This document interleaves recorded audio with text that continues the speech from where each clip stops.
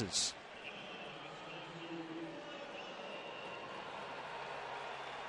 So Scott Podsednik's back with the White Sox, and right now he's filling in for the injured Carlos Quentin, who's out with a foot injury. Well, Len, if this game holds true to history, you would expect the three guys that you mentioned, Dye, Konerko, and Pierzynski, to be the guys to keep an eye on in this White Sox lineup. And for me, yeah, Derek Lee swinging the hot bat lately. I think Alfonso Soriano is due to bust out, and this is as good a time as any. Yeah, that's a good pick. So here we go. Dempster to Podsednik, and that's a strike. And the man they call Scotty Pods. He's hit .320 in his career against the other league. 1-1 the count. They shade him the other way in the outfield. Johnson shaded toward left center. And a foul off to the left. 1-2. Not much wind as the game gets underway here at Wrigley. Just ever so slightly moving. The flags blowing straight in from center field. Shouldn't really affect the ball in play too much today. A fly ball center field. Johnson going back after coming in.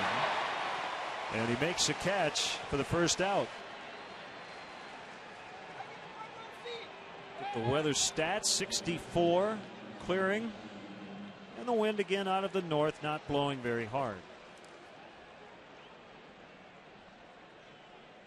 Hey, you look at this White Sox lineup. We've seen Podsednik, Ramirez at the plate now. Down at the bottom of the order gets even Brian Anderson, who doesn't have a great percentage, but all capable of stealing a base. So if it comes down to small ball and trying to generate some offense with your legs, the White Sox are probably a little better suited with the lineup that they have today.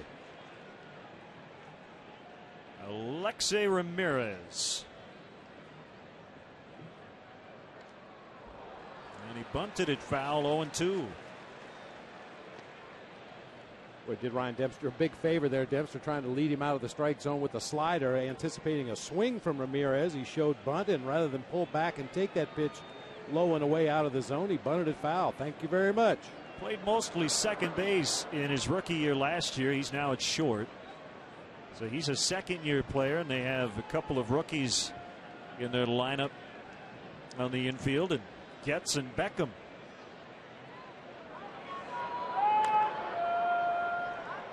Still 1-2 with Jermaine Dye on deck.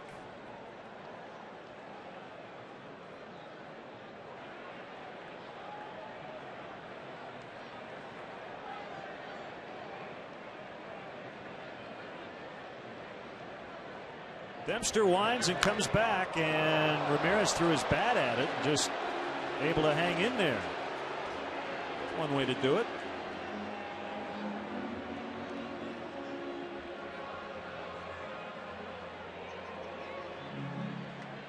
You see that happen frequently throughout the course of the season. A hitter just trying to protect the plate with two strikes, let go of that bat just to try to get a piece of it, but you rarely see the bat go directly back over the pitching rubber.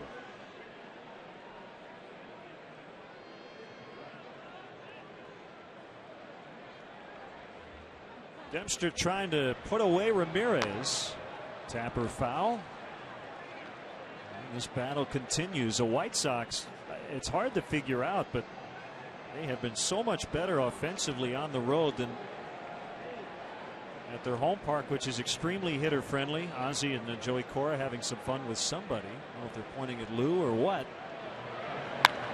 A fly ball to left, and it's well hit. Soriano's not going to have room, just into the basket. A 1-2 pitch deposited out for a home run. That's the 6th homer of the year for Ramirez, and the White Sox strike first.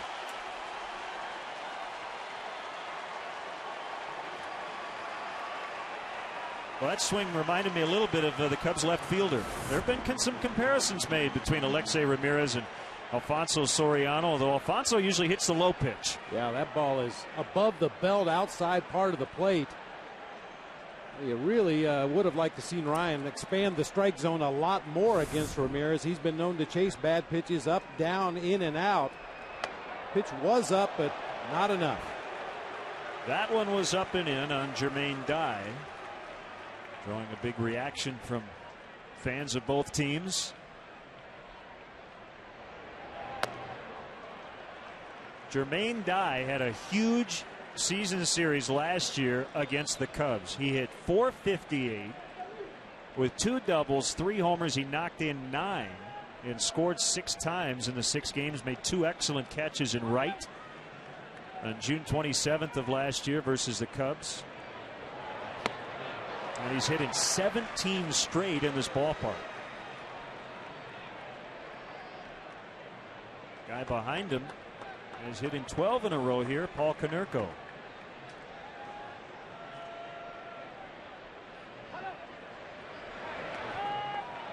Ryan really struggling with his command in this particular at bat.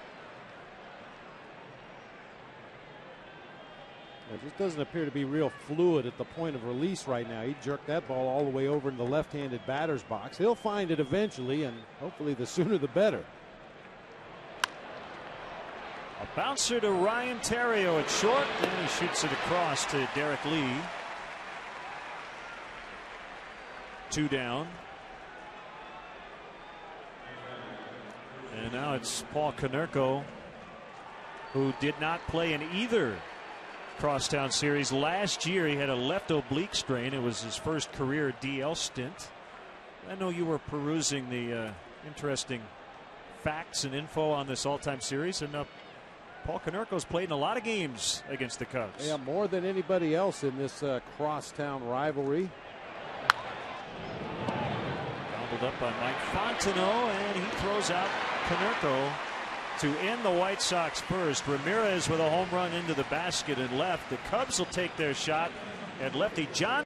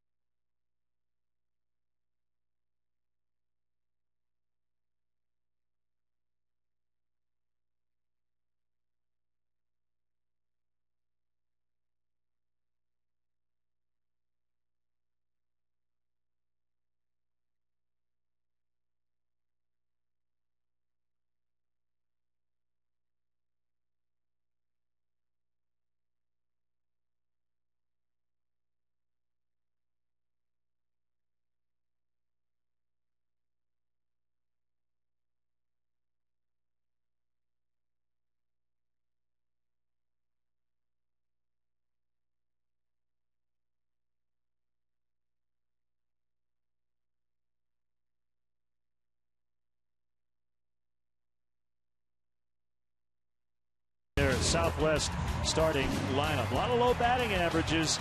Soriano and Bradley and Soto and Fontenot and Miles all trying to get it going. Derek Lee has been the hottest Cub here in the month of June. Quick look at the Sox defensively. Podsednik, Anderson, Dye across the outfield. Beckham, Ramirez, Getz, and Konerko across the infield. That guy, A.J. Brzezinski, behind the plate for left-hander John Danks. Danks gives up his share of hits talking to the Cubs batters and talking to Von Joshua before the game. They said he will attack the Cubs. He likes to challenge the strike zone. He'll work his fastball in and out, has a real good straight changeup, a slurvy breaking ball that he'll change speeds on, but he will throw strikes. He's gone 2-0 against Soriano. The next pitch, swing and a miss, 2-1. So Danks now working for the first time in a full week with the rain out yesterday. Very good against Detroit his last time out. His longest start of the season, 7 1/3, gave up 2 runs, but he took the loss.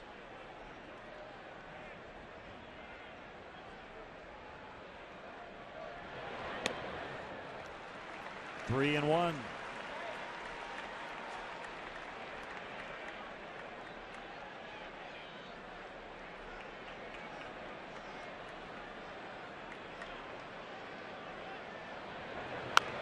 Fouled away. It's full. 3-2. Terrio and then Bradley to follow for the Cubs here in the first inning. Well, those are the counts and the pitches that the Cubs are going to have to take advantage of against John Danks. A 3-1 fastball. Strikes out Soriano to start it.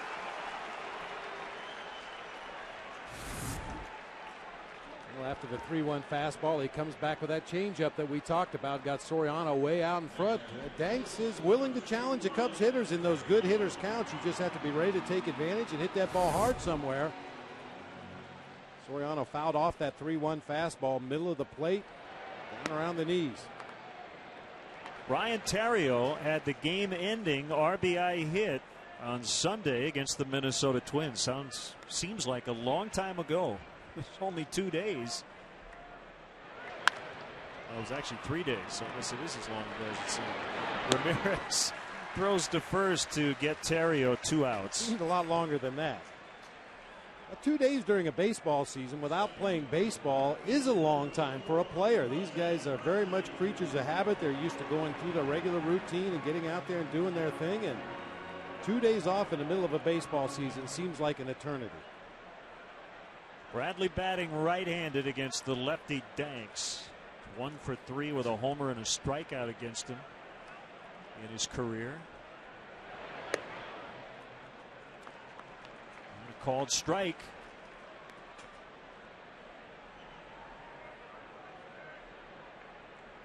Danks working quickly. And some Mark Burley comparisons made, and if you're going to be compared to Mark Burley, you have to work fast. Only reason he didn't win his last start was he was beaten by Justin Verlander, who went the distance. Mark Burley still on cloud 9 after his first career homer in Milwaukee.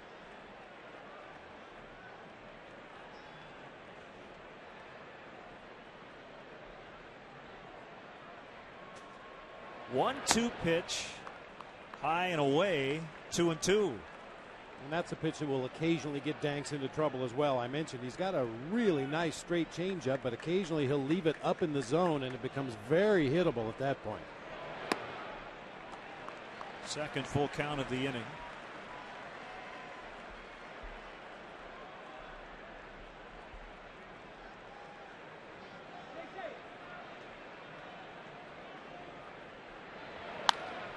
Off the end of the bat, Anderson will have a routine play in center, and Danks with an uneventful 1-2-3 first inning. It's 1-0 White Sox.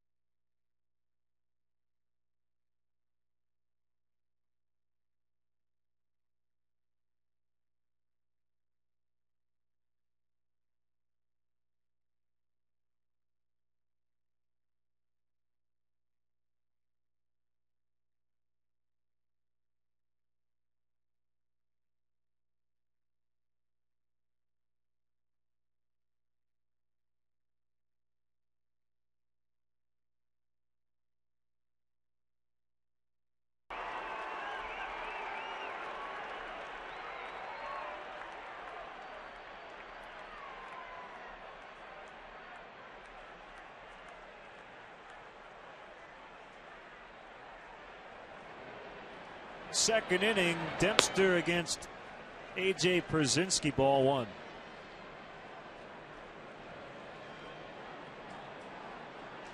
Pierzynski with one career home run against Dempster, and it was a big one. Game winner, a 3-run shot on July 1st of 2006. That came here at Wrigley.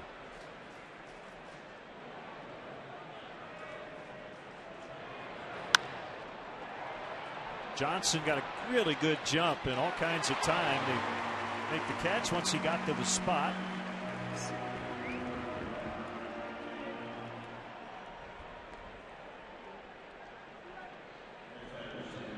The quieter you can keep AJ Pierzynski in this game and in this series, the better your chances of winning a ball game and winning a series. Brian Anderson.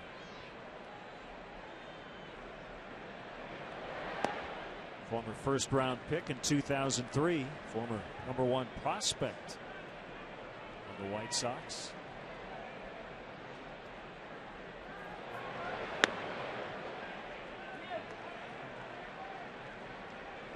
Len, do you think it's fair to compare Brian Anderson to former Cub Felix PA, a guy that had all the tools, just a star waiting to happen? We know it didn't work out for PA. It's going to drop between Miles and Bradley. Well, Anderson has been such a terrific defensive player that it's really kept him getting all kinds of playing time. It's jammed a little bit, a little slicing pop-up out into shallow right field. Late start for Bradley, not able to make the play. Don't think he would have gotten there with a good read anyway.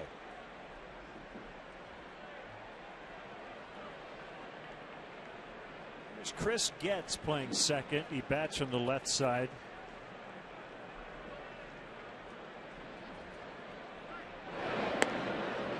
The leaders in the American League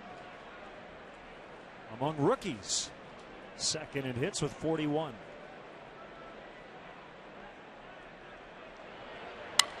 Broke his bat as he shoots it down into the right field corner.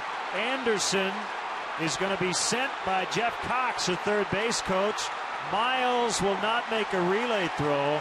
That is a broken bat RBI triple for Chris Getz.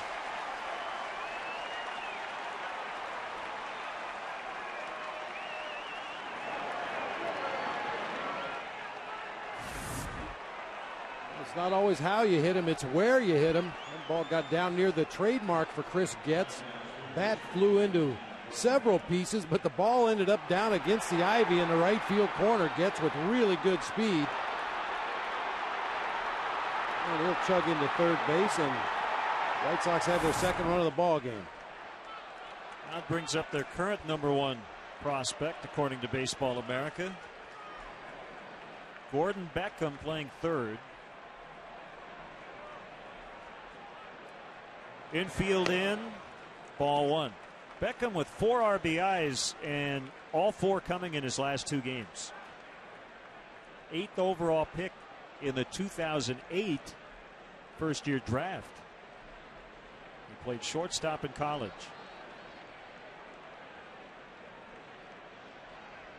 The 1-0 from Dempster's popped up, but there will not be a play. It's behind the White Sox dugout. Well, you don't want to get behind by too much early with the way the Cubs offense has struggled lately.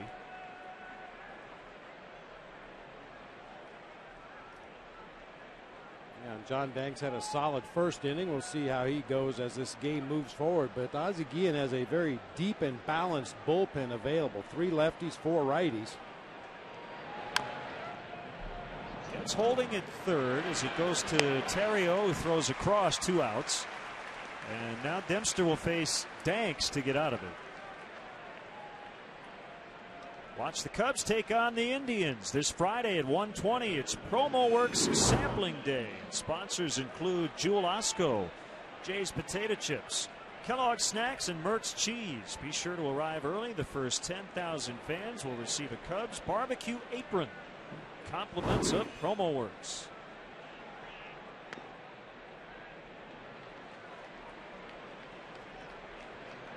Banks 1 for 8 in his career.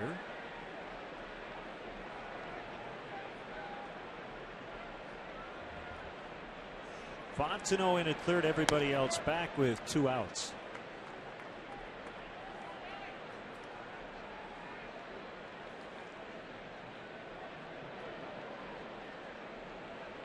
A little pressure on John Danks after Mark Burley hit his first major league home run on Sunday. Fontenot and Terrio going after it. And no play. You think he closed his eyes when he took this swing? Well, I don't know. I used to do that from time to time, but being the competitor Mark Burley is, I think he knew what he was doing right there. Nice, short, quick swing. He was choked up on the bat, got the barrel on it. What a feeling. Josh Beckett also hit a home run on Sunday. First time 2 American League pitchers homered on the same day since 1971. August 28th of that year. So that was before the DH, right? Les Kane of Detroit, Dave McNally of Baltimore.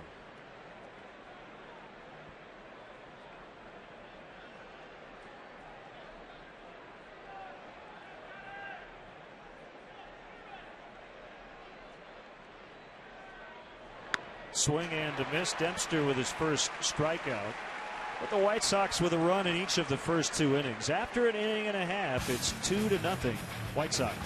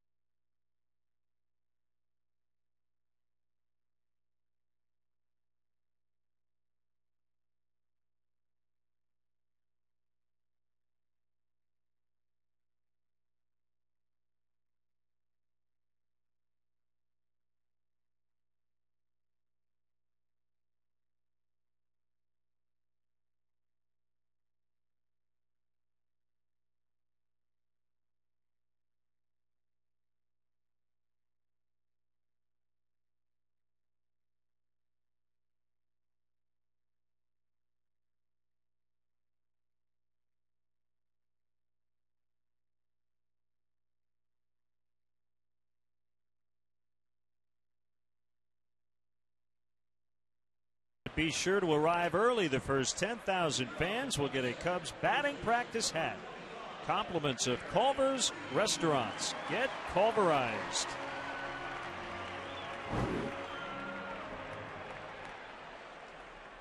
Well, we appreciate Mike Quaddy, the Cubs third base coach. You can see the microphone clipped to his jersey. He has agreed to be mic'd up for the first few innings of this game. And if we hear anything of interest, and hopefully he'll have a busy day at third base, we'll get a chance to hear some sounds of the game from Mike Quaddy. Hopefully we'll get to hear him say, keep going, keep going, keep going. Waving him around. Derek Lee taking strike 1 from John Danks. Let's hope the couple of days off haven't slowed down Derek Lee. 13-game hitting streak during which he has 19 hits, an overall on-base streak that has reached 23 games. No, there's no question who the guy in the Cubs lineup is that the White Sox want to be extremely careful with, and that's the guy at the plate right now, Derek Lee. Certainly Ozzie and his team have a lot of respect for Alfonso Soriano and Milton Bradley, but when you look at the recent numbers, Derek Lee is the guy.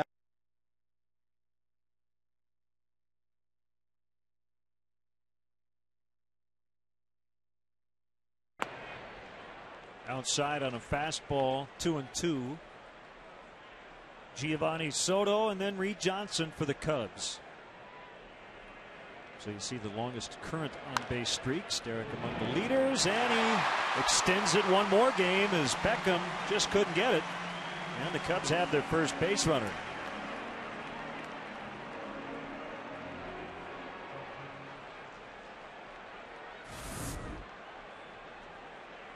Hard ground ball through that left side. Beckham had just backed way up at third base. You could see he was just a few steps from the cut of the grass on the outfield there, but still couldn't range to his left to make the play.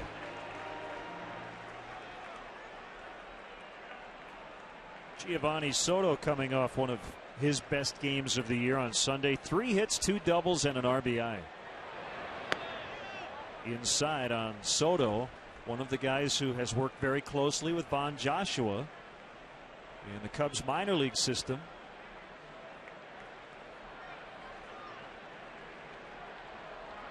There's definitely a comfort factor for all the guys who've come through the system and have worked with Joshua. I talked to Coy Hill yesterday about it, and there's no feeling out process in terms of Vaughn talking to guys like Theriot and Soto and Fontenot and Hoffpower.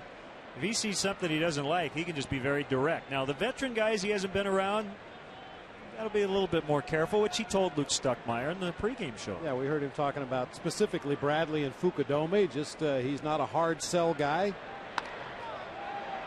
Fair ball, kicks off the heel of the glove of Beckham. And the Cubs have 2 on with no outs. Been a tough inning for Beckham. Just couldn't get the single by Lee, and has one clank off his glove here. See how they score it. It is a hit for Soto. Ball got in on Gio a little bit, had to really shorten the swing, pull his hands in close to his body, hit it right over the bag at third. Beckham, not the most experienced third baseman. He's more accustomed to playing shortstop. That time tried to get over in front of the ball and kind of put his body into a bad position rather than reach across and make the backhand play. They have now changed it to an error. I'll tell you, that's a big adjustment, moving from one of the middle infield positions to a corner infield position. You may say, well, if you're a shortstop, you should be able to handle third base. Well, at shortstop, you have an opportunity to use your legs to get your body into position to make a play. At third base, a lot of times, it's just a quick reaction play. 1 strike on Reed Johnson. Not to mention the angle of the ball coming off the bat. They call it the hot corner for a reason. Cubs trailing 2-0, but a single and an error. And they are threatening here in the second. Danks coming to the plate, swing and the miss.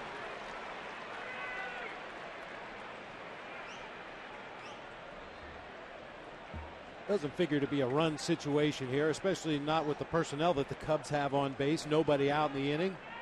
But at some point in this series, I would anticipate that Lou's going to try to test A.J. Pierzynski behind the plate. He has had a miserable time.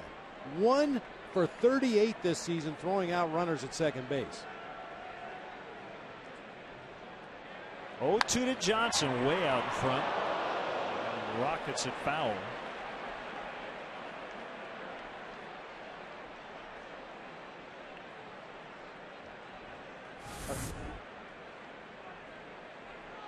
You'll see a lot of that against John Danks today, especially the right-handed hitters. That changeup gets the hitters way out in front. When you do make contact, chances are it's going to be pulled hard down that third base line.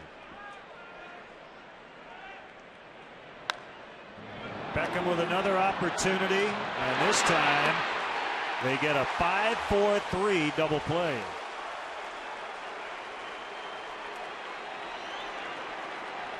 Well, every defender will tell you if you make an error, he wants another one hit right at him, and Beckham with a fairly routine chance, and they turn it. Got a much better hop this time than on the first 2. Came right up to him. He initiates that double play. Easy turn at second base. Reed nearly beat it out over there at first, but Cubs going to need a little 2-out something here to get Derek Lee home. And it's up to Mike Fontenot. Batting 7th against the left-hander Danks.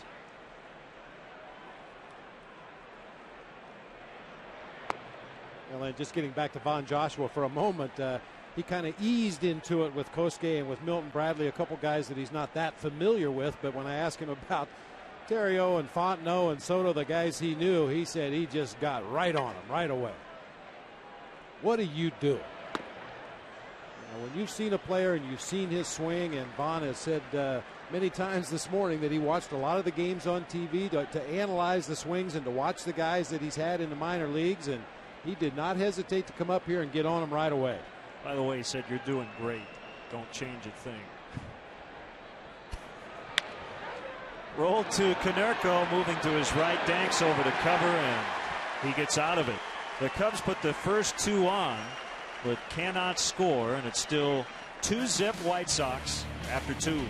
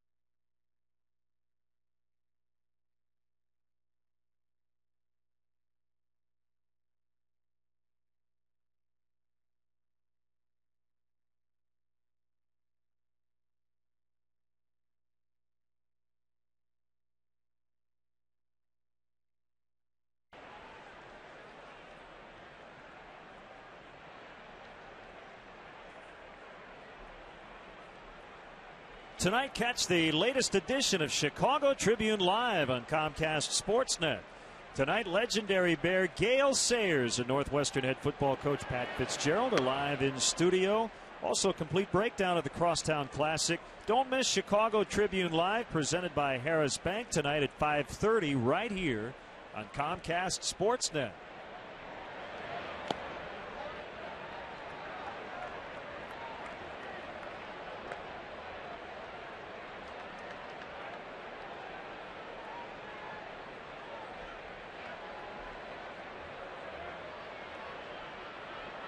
Two-0 to Posednik. He missed again, 3-0.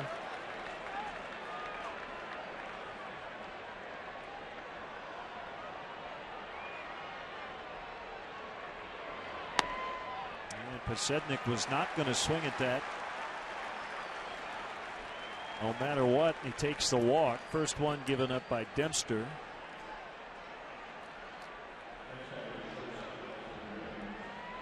Scott is 8 for 11 in the stolen base department.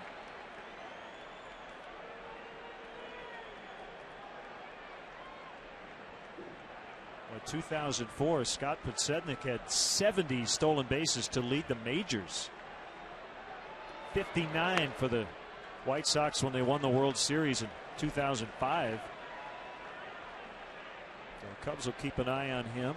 1-0 on Ramirez, who homered his first time. That's why that strike one is so important to the number 2 hitter. When you have a leadoff batter that will steal bases, you'd like to get ahead of that 2 hitter to give yourself the option of pitching out later in the sequence. Now he's back in the count.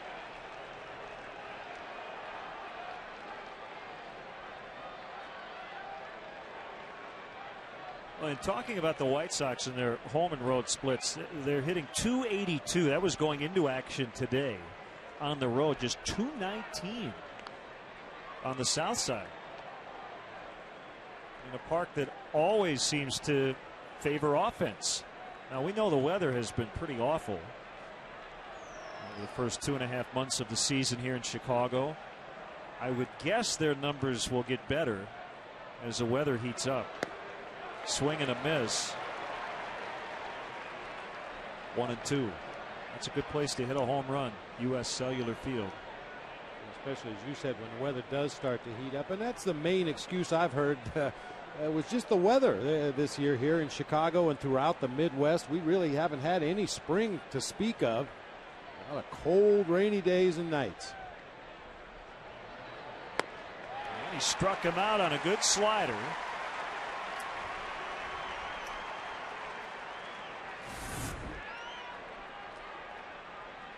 If you had to do over again, that's probably the way Dempster would have attacked Ramirez his first go-around. You may remember Ramirez hit a high fastball up and out over the plate into the bleachers in left field to put the White Sox on the board. But you mentioned the similarities between Ramirez and Soriano, and one of the similarities is they will both chase that slider out of the zone low and away.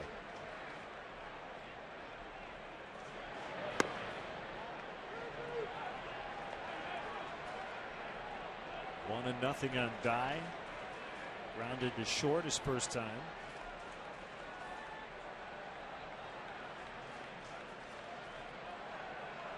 You just joined us. Alexei Ramirez with a one-out homer in the first. Chris Getz a one-out RBI triple in the second. Pasednik got a pretty good jump when he gets in.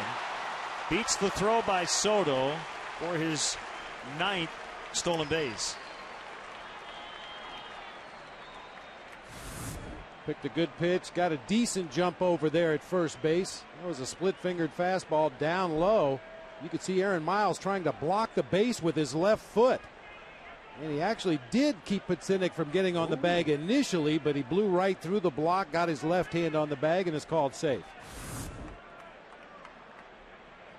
Very subtle move out there by a middle infielder. When you know a base runner is going to go in head first, you can be a little more aggressive blocking a bag at second, or at third base, or even at first base on a pickoff attempt.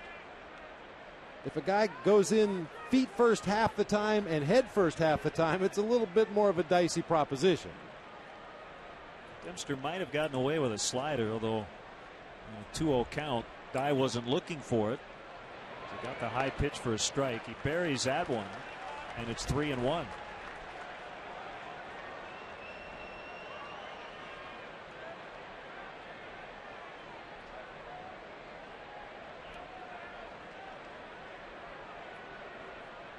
Dempster got a no decision his last time out. 7 innings, 1 run in Houston. He's in a great groove. His last 3 starts, his ERA has gone from 4.99 to 4.48, then to 4.12, and currently down to 3.87. It's been a struggle this afternoon as he's walked 2 in the inning. Hey, Cub fans, you can get a full meal for under $5 thanks to McDonald's Appetite Stimulus Package. A hot sandwich, a cold drink, and delicious fries, all for under $5. 2 on for Konerko. You know, with first base open, Len, after Ryan Dempster fell behind Jermaine Dye, I don't think he was going to give in to him and just throw him a lollipop that he could whack out of here. A potential double play here to get out of the inning if he can get Paul Konerko to hit the ball on the ground.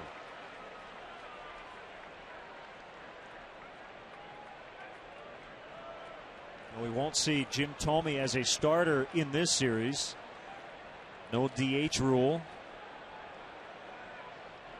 That's a good thing. Thome's been hitting the ball well lately, but as he has him late in the game for pinch hitting purposes if needed. Thome 0 for 1 on the season as a pinch hitter. That's been one area for the White Sox. It's been a little problematic. They're 1 for 33 as a team in pinch hit appearances.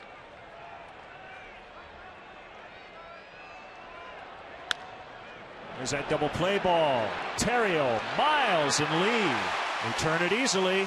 So the walk to Dye pays off, and that it did set up that double play. So the Cubs using their defense to get out of the inning and help out Ryan Dempster.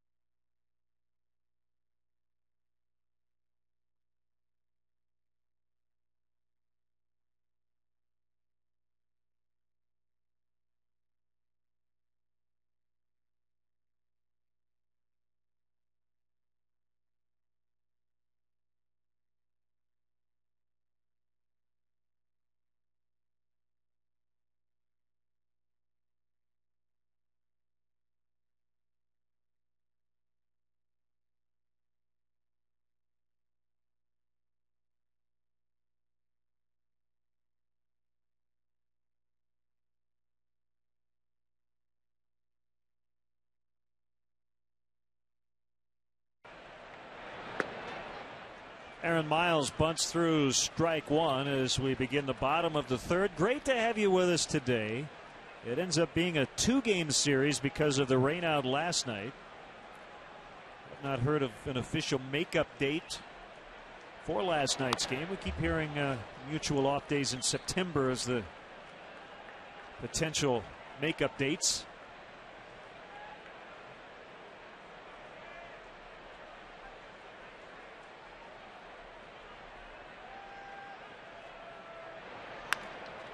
Knocked down by Danks. Ball right at his feet, and he gets the easy out against the former White Sox, Aaron Miles. Time for a Coors Light freeze cam. Miles trying to literally block Scott Podsednik on a stolen base attempt.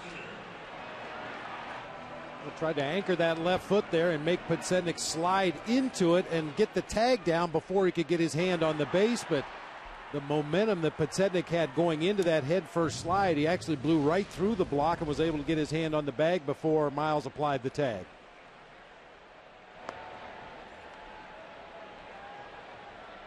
Good way to break a finger. I was going to say, those spikes on Aaron Miles and every other middle infielder are pretty sharp.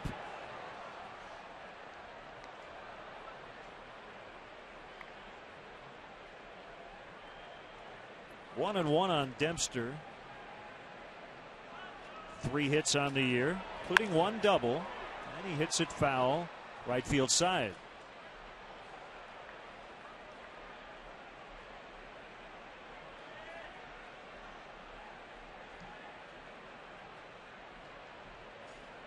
Danks working quickly, and he got him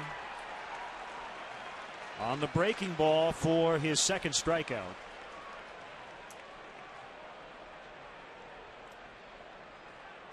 Don't miss the action as the Cubs host the Indians this Sunday. Game time 1:20, but be sure to arrive early. The first 10,000 males 14 and older will receive a Cubs Golf Club cover. Compliments of Comcast Sportsnet. Speaking of golf, we had a great time at the Ron Santo charity golf tournament on the off day Monday in Long Grove. Royal Melbourne Country Club, 13th annual Ron Santo Golf Experience, raising funds to support JDRF and the fight against juvenile diabetes. I want to thank John, Dan, and Joe Pelletier and Ryan Martin. They welcomed my dad Joe and me with open arms. We had a great round of golf. We had 6 shots at it every time out there, which is nice, even though 5.5 because I don't play much. And it was just a perfect day to be out there, and I know you wanted to be there, but you caught a doubleheader in Peoria on Monday. Yes, indeed. And speaking of Peoria, Rocky Vanaken, president of the ball club down there in Peoria, wants us to say happy birthday to his sister, Mikey Shadid. Didn't say how old she was. We don't want to bust her, but happy birthday, Mikey. Soriano strikes out Danks with his second 1-2-3 inning among the first 3, and it's still 2-0 White Sox.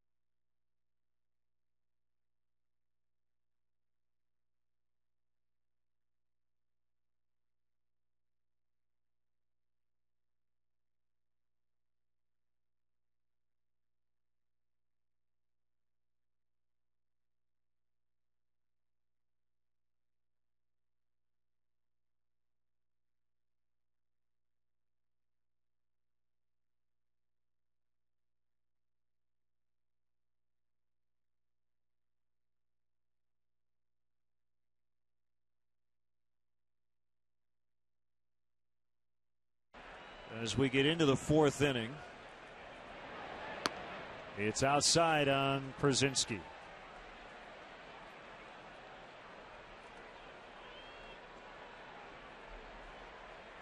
We talked about AJ a lot in the past. He has long been public enemy #1 here on the north side as he taps one to Fontenot, but he always seems to make a smart play at one time in the series. Quiet start today, 0 for 2. Time for our Aflac trivia question. Which Cub became the first player ever to invoke his privilege under the 10-5 trade rule? Get the answer coming up.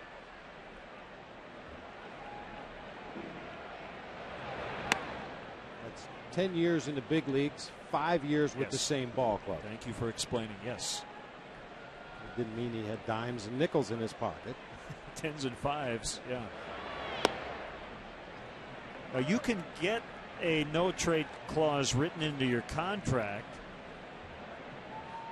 but once you get the 10 and 5 rights, you get that no trade clause automatically.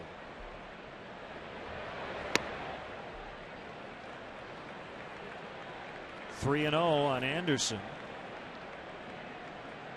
Give you one hint on the Aflac trivia question. The year was 1973 as Anderson takes the walk, which was also the first year of the designated hitter, in case you're wondering.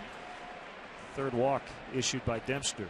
Bob, we've seen Ryan his last couple of times out have really good stuff and excellent results. This is the day where the command is not there. He's going to have to battle his way around it to keep his team in it. And he's trying to find something that he can command in the strike zone consistently. He started out the game missing with his fastball. He tried to go to the slider. He's tried to mix in some split fingers.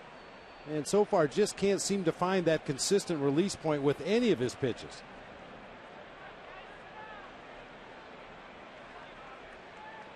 Wayne Arteaga, a winner to be on the Menards grounds crew today. He is from Chicago, and I'm sure a big thrill during the Crosstown Classic. Gets knocked in Anderson with a triple. Broke his bat on it as he pulled it to right.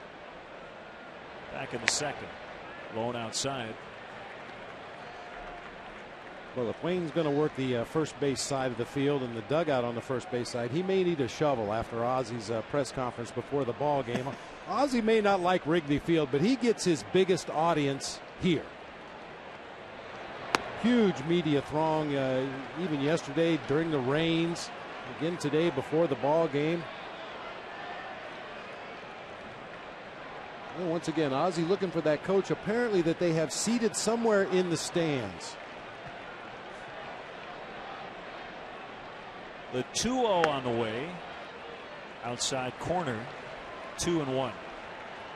As we said last night, Ozzy being critical of this ballpark. I don't know if the Cubs really want the visiting manager to be too comfortable coming here. And Ozzy was very careful to compliment the Cubs organization, the Cubs fans, the people that work here at Wrigley Field. It's just the facility itself, you know, that quite honestly could probably use some upgrades. But hey, like you said, you don't want the visitors to come in here and feel at home.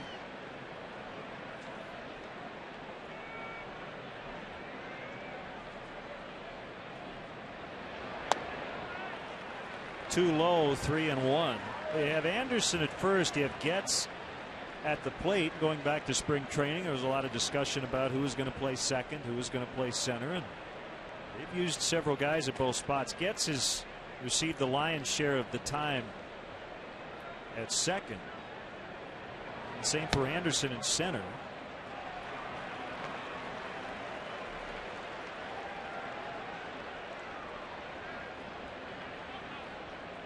See if Anderson will be on the move on a 3-2 coming up.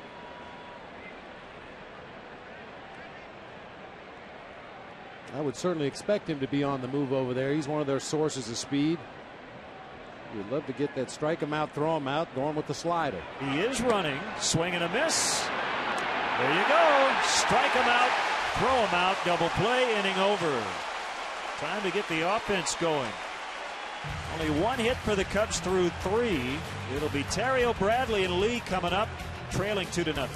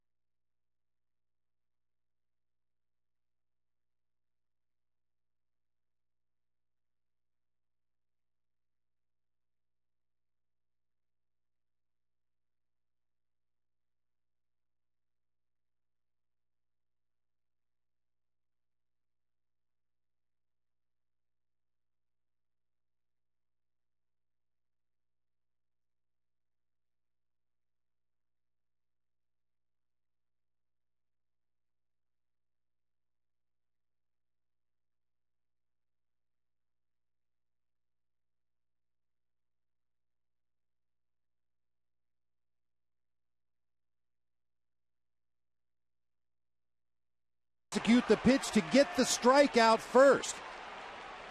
Ryan Dempster threw a perfect slider down and in to get the strikeout at home plate. Giovanni Soto threw a strike of his own to second base. Beautifully done. Strike him out, throw him out. Jimmy John's, America's favorite sandwich delivery guys. 1-0 on Terrio. Grounded as short in his first at bat. Brzezinski sliding toward the outside part of the plate. Well, he missed his target, but he got the strike. In the end, that looks like a good pitch because it was a called strike, but those are the kinds of pitches that get put in the bleachers sometimes. Occasionally you get lucky. You miss your spot from one side of the plate to the other, or up and down. You miss your spot badly and you can get away with it, but you make too many mistakes on the wrong side of the plate and you're going to be backing up third base a lot.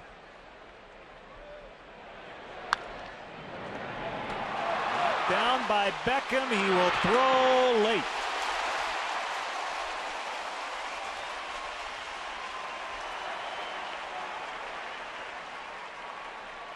It hasn't taken too long for Gordon Beckham to become very much involved in this crosstown rivalry. He's been busy on defense. Well, when you have a left-handed pitcher on the mound that throws that breaking ball into the righties, he likes to use a straight changeup. You figure you're going to be busy on the left side of the infield, and Beckham's had some tough chances. That one he was able to knock down. Fortunately for the Cubs, it got far enough away that Ryan Terrio was able to leg it out. Now it's Bradley with the White Sox looking to turn a double play. Swing and a miss. Fly to center to end the first.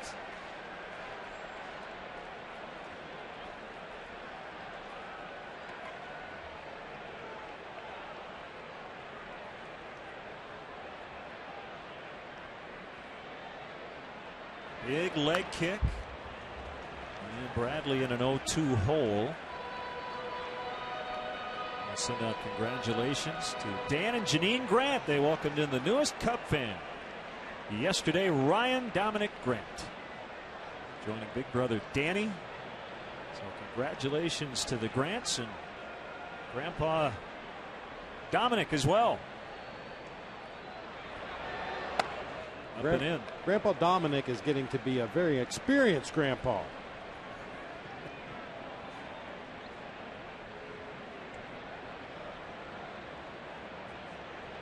I'd like to say a big hello to Mary McGrath. She is the sister of the Chicago Tribune's Dan McGrath. Just got out of the hospital. She's resting at home. Flared left center for a base hit. Terrio makes the turn. He's going to test Pasednik, and it's cut off by Ramirez. First and third, no outs. Well, I think, Bob, Ryan Theriot taking a cue from Derek Lee the other day. A little bit of a risk, but it pays off. He got there without a throw to the base. And teams have been pretty liberal running on Scott Podsednik throughout the course of his career, but anytime you have any outfielder moving laterally, that time Podsednik moving to his left over into the gap in left center, it's going to take him a while to gather himself, get his shoulder pointed back at his target, and execute that throw. And Ryan Theriot figured it was worth the risk and makes it easily.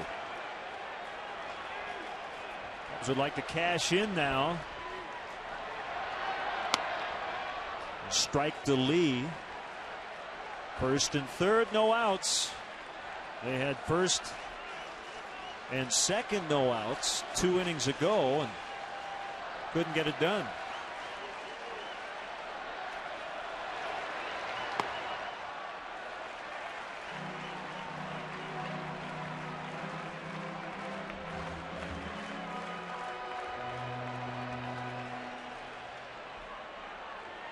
White Sox will concede the run if they can get a shot at a double play. And Danks is going to fire to first, sending Bradley back.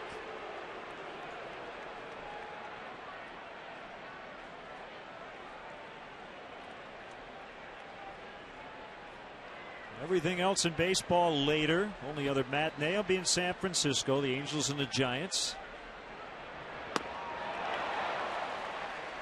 Good changeup. 1-2. And everything of the interleague variety except for the Braves and the Reds in Cincinnati tonight.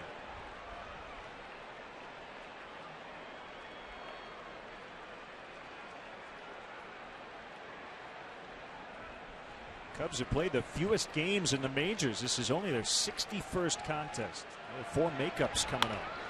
Flared center field. Anderson running hard. Makes a shoestring catch, and he keeps Theriot at third. A nice play by Anderson. The best thing he did there, Bobby, stayed on his feet. Talked about Podsednik moving to his left in left center field when Theriot went first to third. This time Anderson coming straight in. Ryan Theriot has no choice but to tag up and hope that Brian Anderson had to dive for that ball. As you said, once he was able to stay on his feet, no chance for Theriot to score. Running in hard right at his target.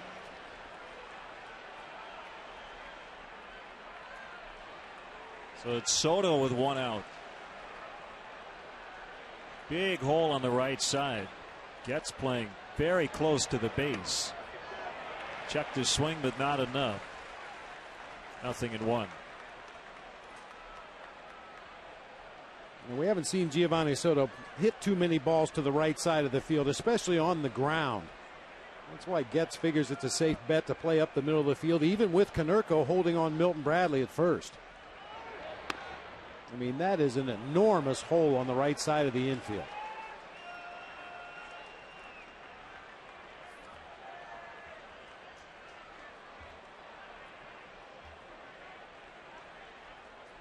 John Danks starting against the Cubs for the second time in his career.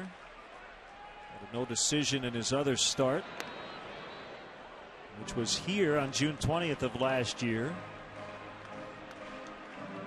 That was a game ended by Aramis Ramirez with a home run off Scott Linebrink in the 9th.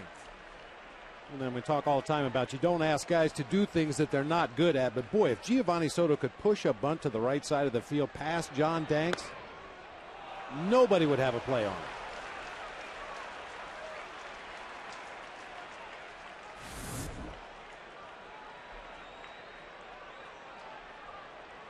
Cut fastball on the inside part of the plate. Theriot at third, Bradley at first.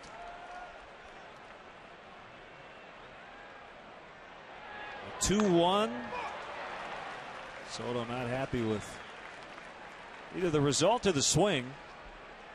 2-2.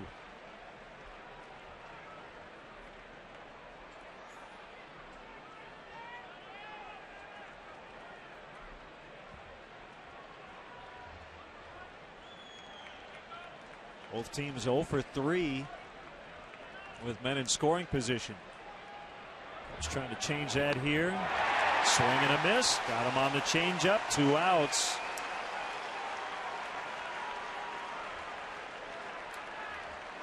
To answer the Aflac trivia question, which Cub became the first player ever to invoke the 10-5 trade rule? It was Ron Santo, who refused a deal to the Angels prior to 1974. But then he was dealt to the White Sox. A deal involving Steve Stone, and they're sitting about 15 feet away from one another currently in the press box.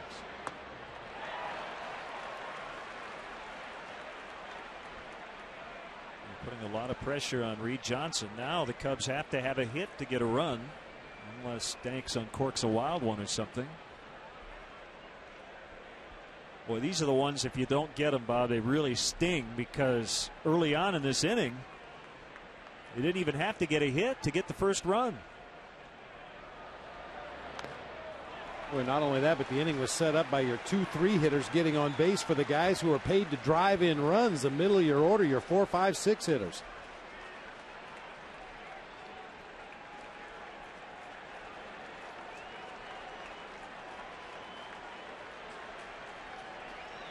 Johnson in emergency mode here, 0-2. Got to go after anything close. The pitch.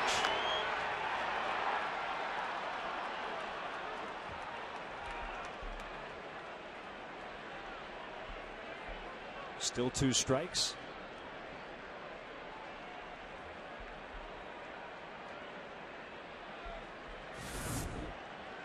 And a good change up from Danks.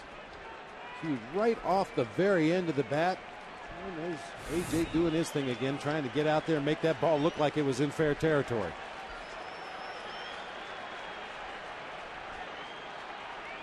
The next 0-2. Too high, maybe outside. Reed was honored in February as the Comcast Sportsnet March of Dimes Cub of the Year. Great event at the Hilton Hotel. Over $450,000 was raised for the March of Dimes Birth Defects Foundation. Great night, as always.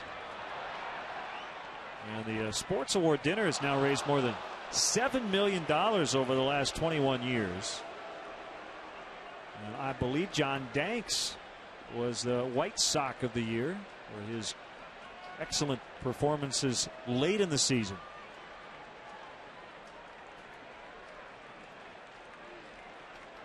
He won the 1-game playoff against the Twins.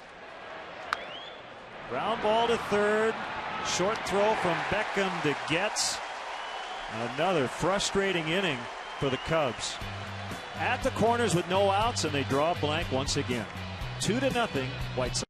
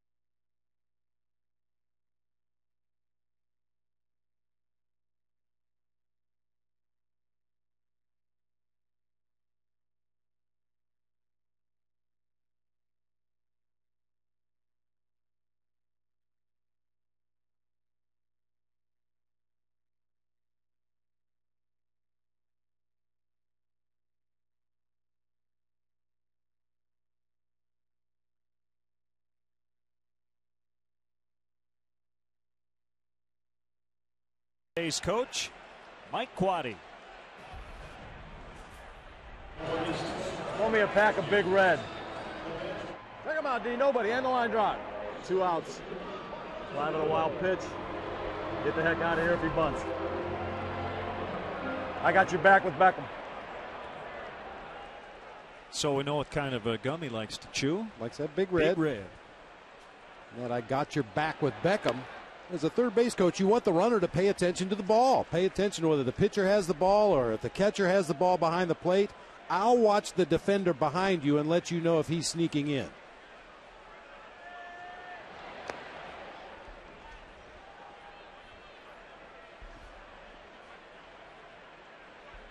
One and two on the rookie Beckham. Ryan Dempster trying to find it today. He has not had a clean 1-2-3 inning yet. 8, 9, and 1. And he won't have a clean inning this time as Beckham with a base hit the other way. On Sunday, August 9th, minor league excitement returns to Wrigley Field. The second annual Road to Wrigley presented by National City, now part of PNC. Get ready for a day of fun featuring Bird Zirk and the Wacky Superstars. Kids 14 and under will get a chance to run the bases after the game. Don't miss the action as the Iowa Cubs take on the Las Vegas 51s at Wrigley Field. Order your tickets today at Cubs.com. John Danks fouling off for strike one.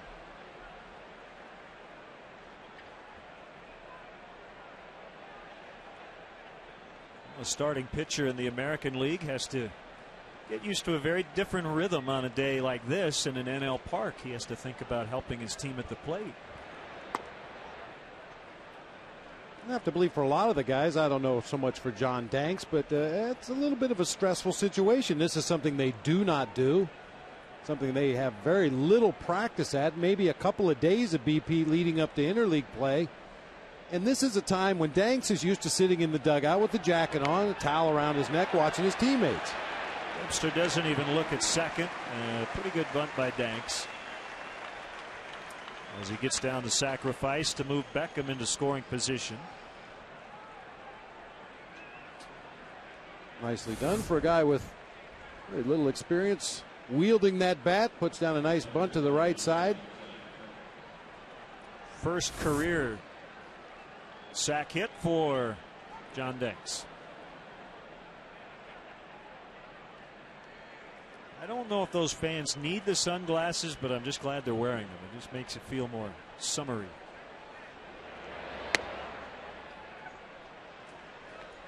Fog rolling in off the lake.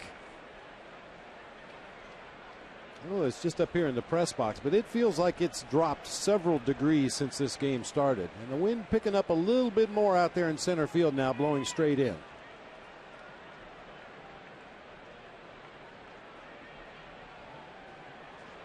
Pitch to Pasednik, knocked down by Soto on a ball in the dirt. Just see a sliver of the Hancock building.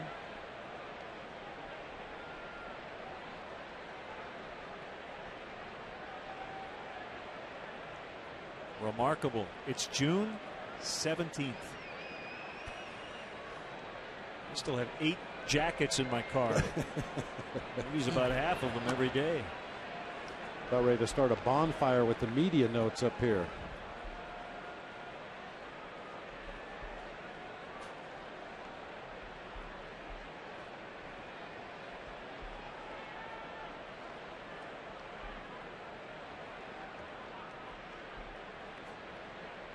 Long look by Dempster as a sign from Soto. Ground ball to third. Fontenot with a quick look at Beckham. He gets Pasednik, 2 outs.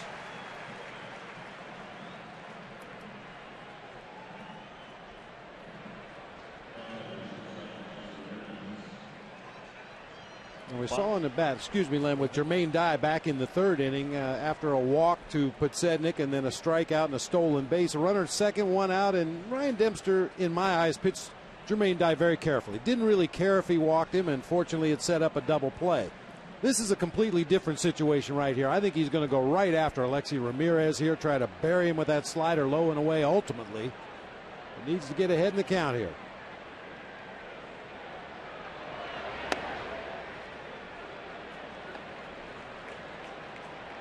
Homer and a strikeout for Ramirez.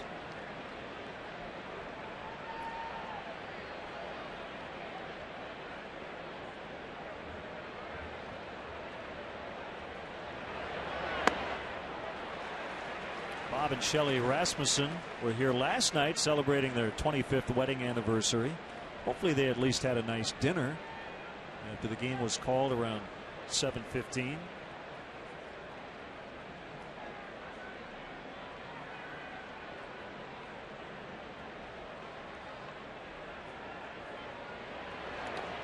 Kicks away from Soto, and Beckham will easily get the third on a wild pitch.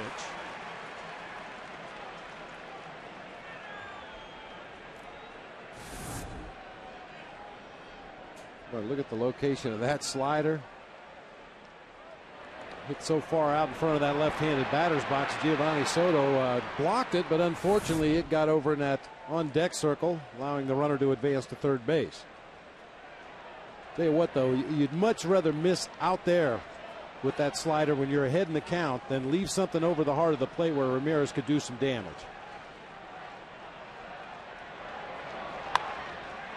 Fly ball, Soriano. Plenty of room. And that's it. They are halfway home, middle of the fifth from Wrigley Field. White Sox 2, Cubs nothing.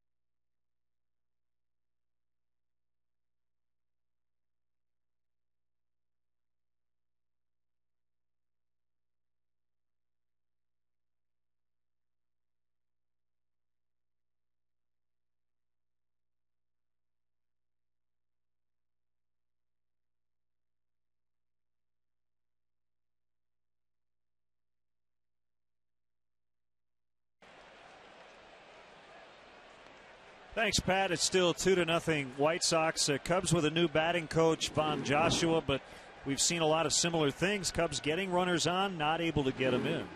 And once again, it seems to be a similar problem. Number one, John Danks has made some of his best pitches when the Cubs have had those opportunities, but to use an overworked cliche, trying to do too much.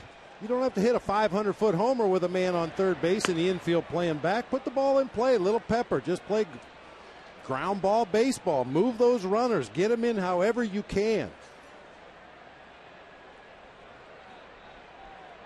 1-2 to Fontenot. It hit his bat, so it didn't matter if he went around. That's a strikeout. And it's a work in progress. I mean, Von Joshua understands that. I think the fans need to understand that. Just because you bring in a new coach doesn't mean suddenly you flip a switch and everything's different. It's going to take a while to get the terminology straight between the players and the new hitting coach. Try to espouse his theories, what he thinks they need to do, get them used to thinking differently more than anything else.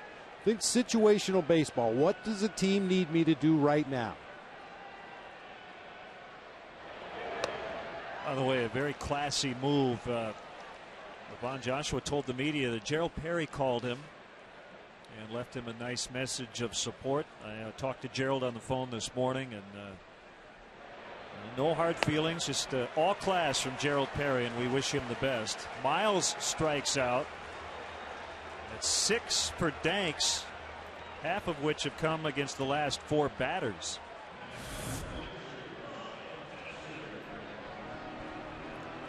Just working away that time to Aaron Miles. Very defensive swing on a pitch off the plate, low and away. And we know Ryan Dempster gets in a nice groove, works pretty quickly, fly ball, and Pasednik will catch it. We know Zambrano works fast, but I'll tell you what, the 2 left-handers who throw the changeups for the White Sox, very effective. Danks and Burley, they work fast, they throw it slow. It's been good for Danks early on.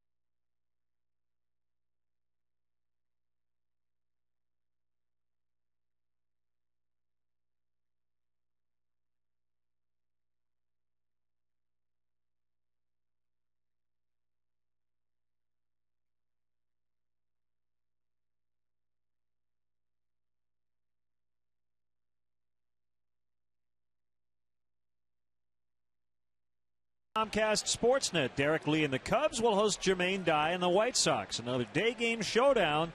Coverage begins with Feldco Crosstown Classic pregame live. Don't miss. The Cubs hosting the Sox tomorrow at noon right here on Comcast Sportsnet. Fans' best friend.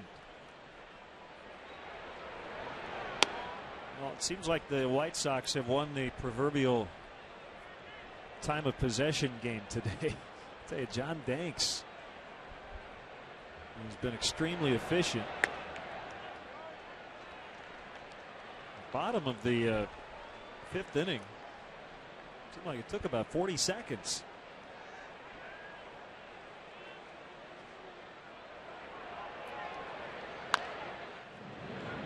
Backs up Fontenot. Nice stab on a backhand low throw, but Derek Lee digging it out at the other end. Nicely done. Yeah, you talk about not only the stuff that John Danks has thrown today, but the pace that he's working. As you see Fontenot stab that ball down the third base line. Nice pick by Derek Lee over there at first base from our high-speed shutter cam. Well, he really had to come up a long way to corral that one.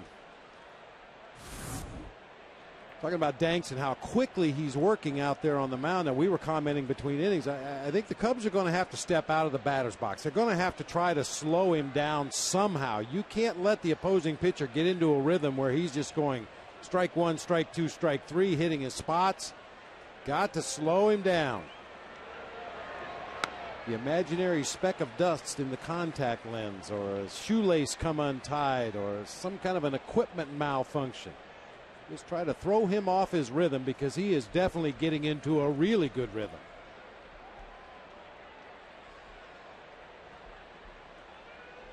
Oh, 1 to Konerko.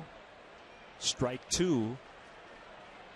He's been dealing with a right thumb problem, which has been an issue for a long time. Got a painkiller shot last week, missed a couple of games. Dye battling a sore left calf. Both guys in the lineup today. That's going to happen when you have a lot of veterans on your team. Jim Thome, the left heel issue, it's bothered him since late in spring training.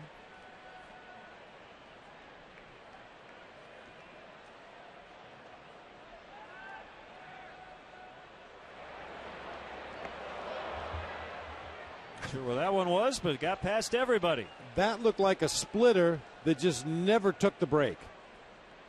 That happens occasionally when a guy throws a split-fingered fastball and it just doesn't take the break the way it's supposed to. It sails over everybody. That's a very inconsistent pitch when it doesn't come out of your hand exactly the way you want it to.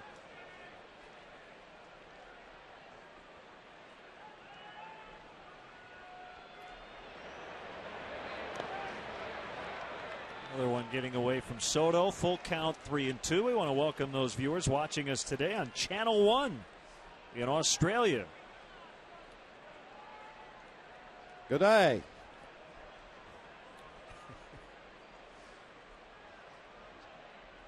White Sox with a run in the first on a home run by Alexei Ramirez. An RBI triple by Chris Getz in the second. The Cubs have had their opportunities. They haven't cashed in. Nice knockdown by Dempster, and he'll get Konerko.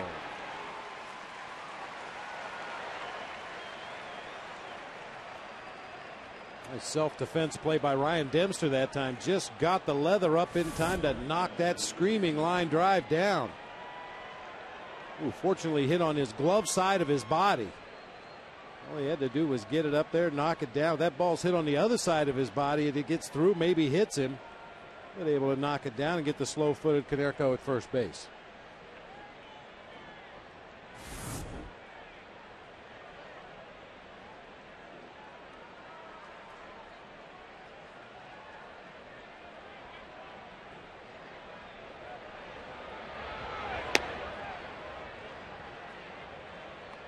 The Menards big lumbers stat. He likes being the bad guy. Yeah, I think you're right.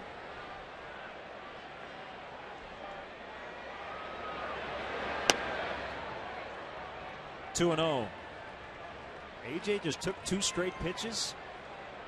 2 pretty good pitches too. He didn't miss by much. First one just a little off the outside corner. Second one down maybe a hair. AJ has always liked to swing the bat. But not this time. 3 and 0. Yeah, 16 strikeouts on the season, 10 base on balls.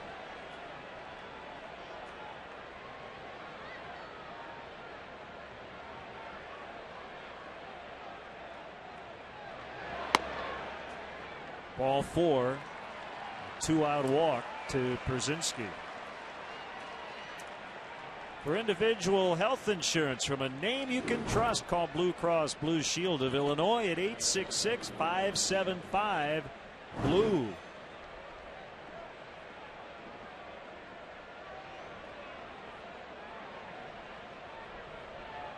Anderson has reached both times. He was caught stealing on the strike him out, throw him out double play in the 4th.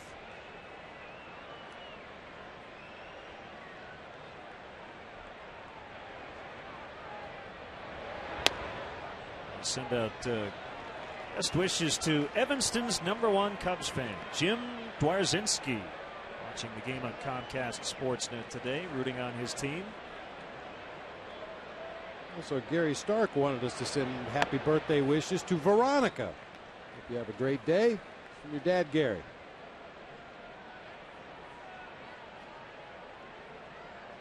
Get well wishes to Dan Wenzerski. At the VA hospital. You feeling better, Dan?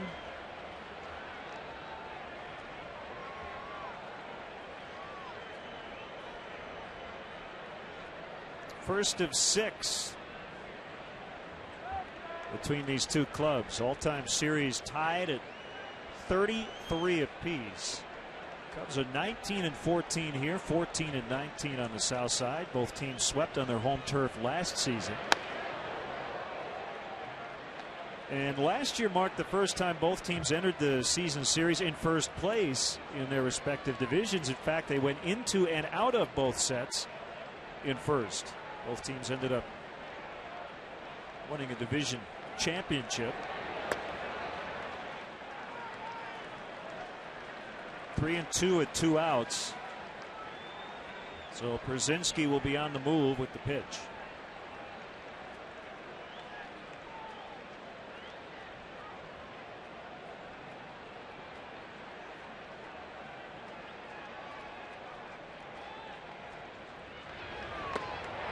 He struck him out. So Anderson retired for the first time today. Bottom 6. Top of the order for the Cubs, trailing 2-0.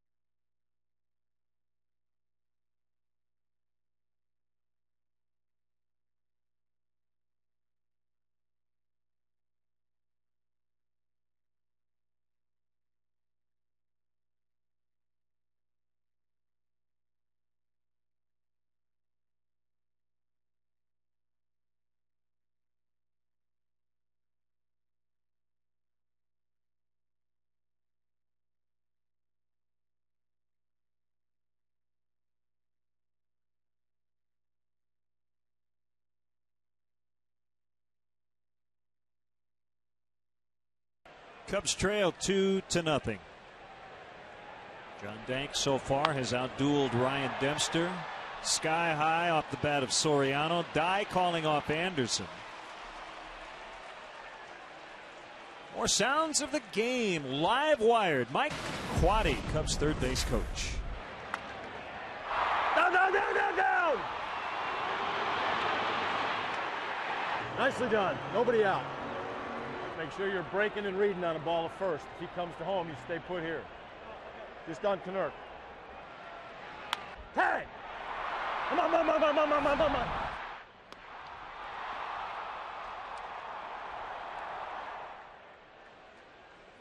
And we thank Mike Quade for allowing us a little peek into his world.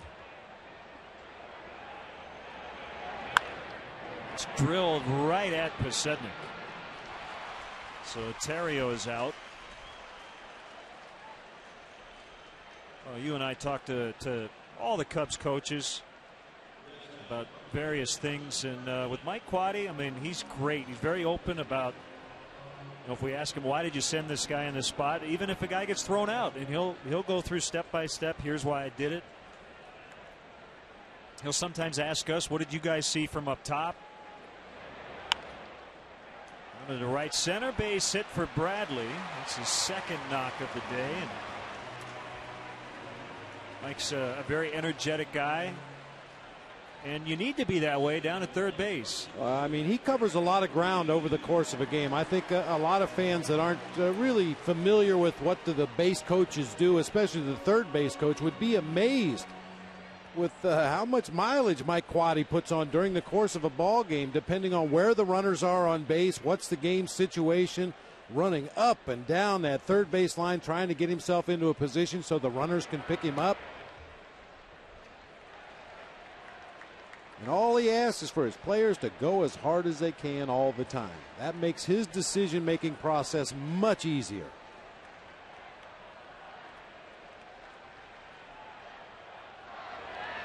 Swing and a miss.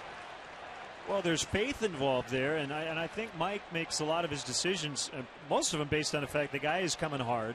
Now, if he picks it up early that a guy isn't, he can adjust, but if you make that split-second decision to send a guy assuming he is going all out and the guy doesn't and then gets thrown out at the plate, a lot of times that's not the third base coach's fault.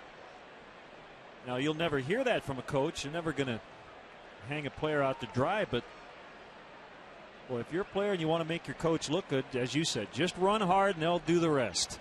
Well, the biggest compliment you can pay a third base coach is when he gets back to the dugout after he sent home a runner on possibly a dangerous send, and have his manager and the rest of the coaching staff say, good send. That way you know you've done your job. You've analyzed everything ahead of time before the play happened. As the play happened, you read it properly. You did the right thing. You sent the guy home. You got your team a run. That's a high compliment for a third base coach. Good send.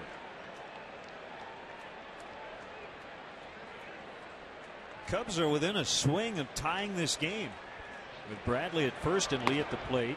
Danks staying away from Lee on a changeup 2-2.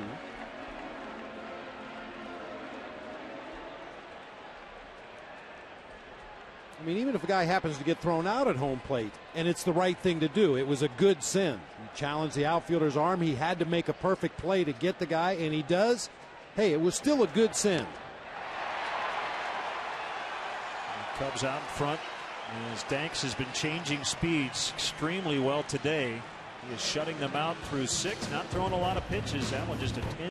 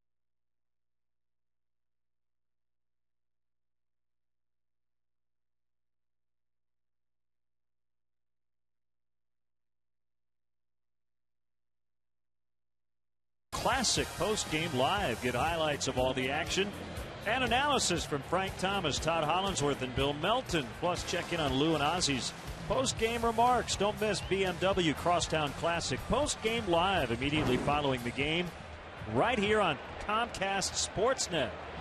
Fans' best friend. We get into the 7th and a 2-0 White Sox advantage. Cubs legend Ron Santo will handle the stretch in the middle of this inning. Too bad we got rained out last night. Ellen DeGeneres was going to sing the stretch. Were you going to dance with Ellen up here in the booth? No, my line. I thought it was a good line. I was going to say, you have people dance before they appear as a guest on your show. We make people sing on our show.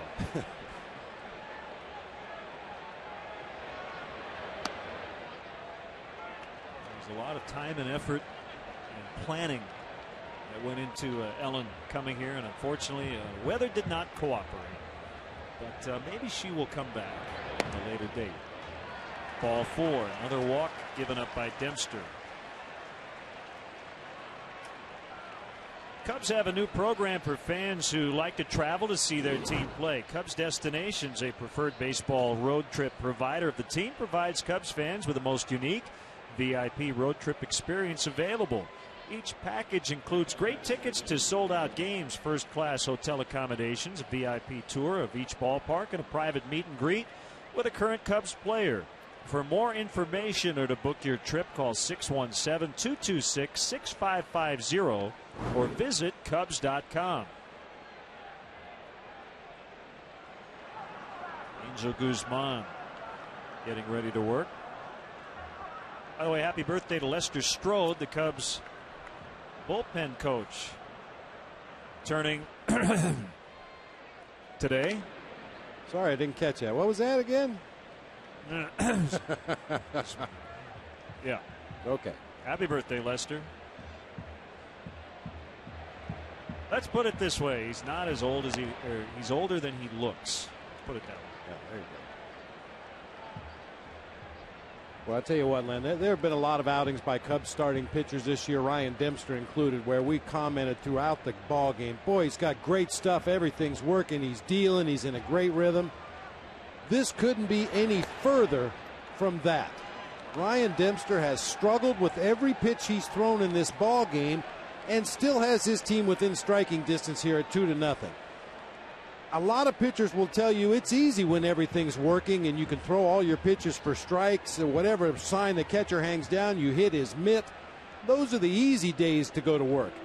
Ryan Dempster's really had to work hard today. This has not been one of his better outings, possibly his worst outing so far this year, and he still kept his team in this ball game. And he's now thrown more balls than strikes. Well, I always had a lot of respect for pitchers that went out there on a day like this when it was apparent early on that Ryan Dempster was struggling with his command, couldn't really find a good release point, couldn't find a good rhythm out there on the mound. But rather than look into the dugout and look for help, look over his shoulder down to the bullpen, he just continues to grit his teeth and try to figure out a way to get through this.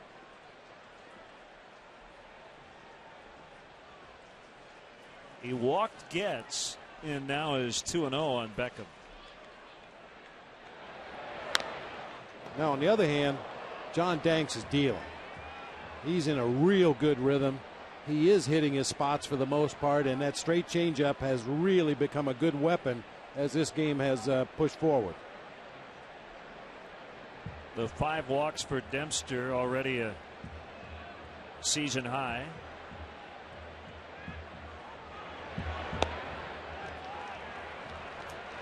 He's close to a 6th. It's 3-1. Danks on deck.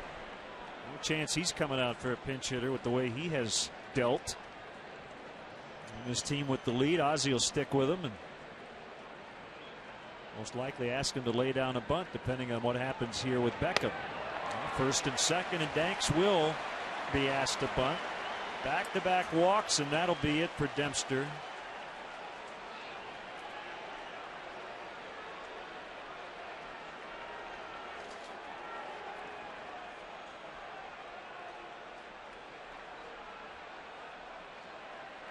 So a pitching change in the 7th. Angel Guzman will come in with 2 on and nobody out, and we'll be right back.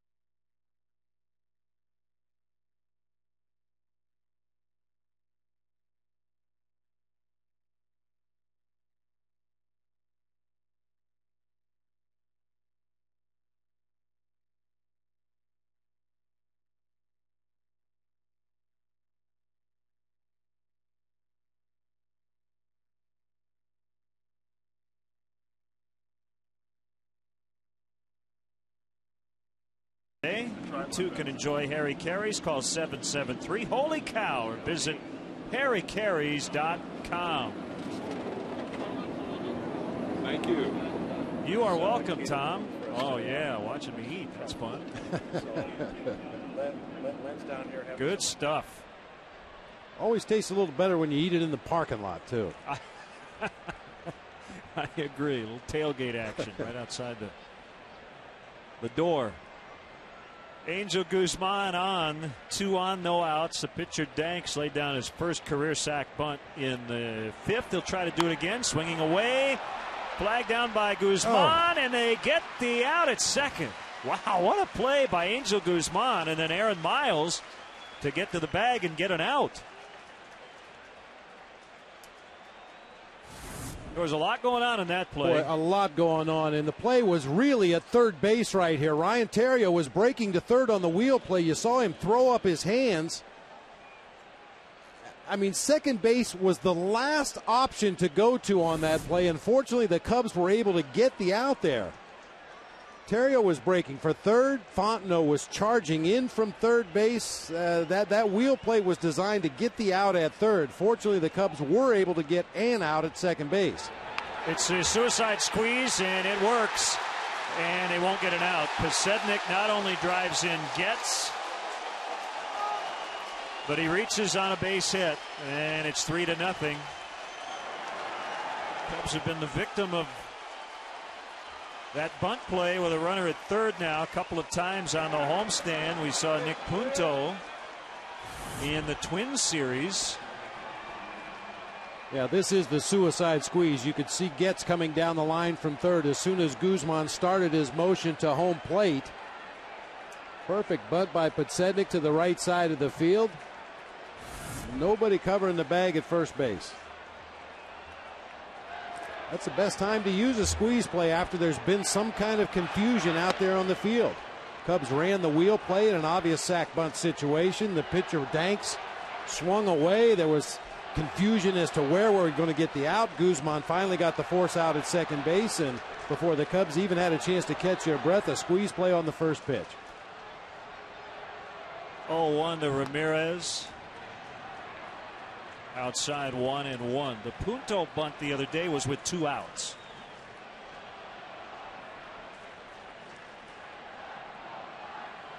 And Pasednik coming through on the suicide squeeze.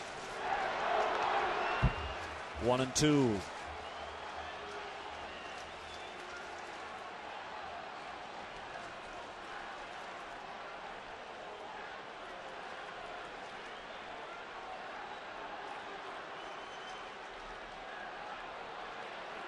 We've heard so much over the years about Ozzie wanting to play small ball. This is an offense that generally relies on the home run. I mean, last year they led the majors with 235. Ramirez with 1 today. But they're playing small ball this inning. Ground ball to second. They get 2, 4-6-3 on the double play. Here comes Ron Santo with our 7th inning stretch. Legendary Chicago Cub, Ron Santo.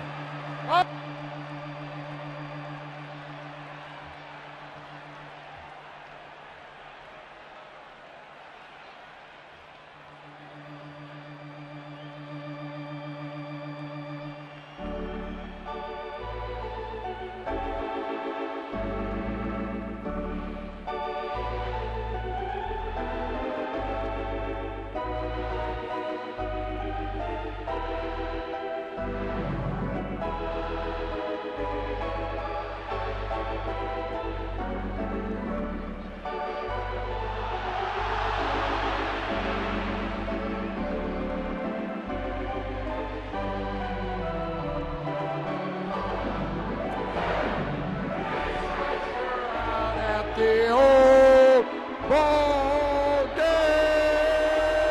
Yeah, let's get some run.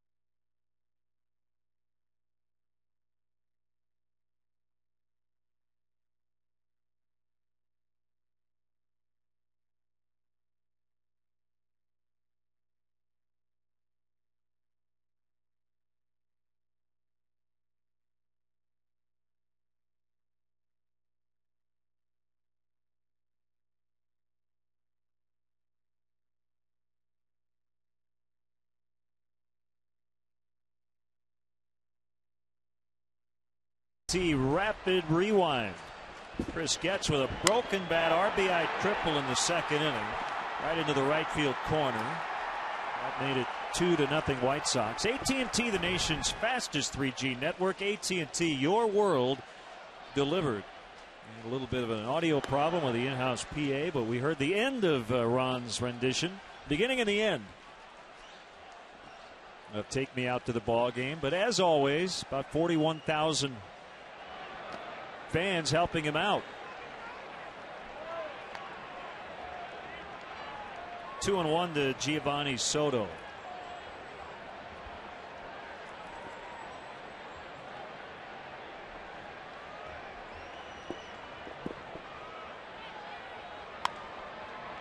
Foul pop, that'll reach the seats. I want to send out special get well wishes to Albert Cristan from Mundelein, Illinois. Albert's son Kevin pitched for Jim Hendry at Creighton and pitched in the White Sox and Padre organizations. We wish Albert the best.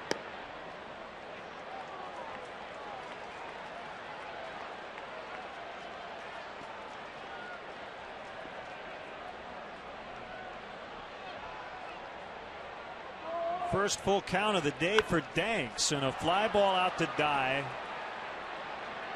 Barely had to move.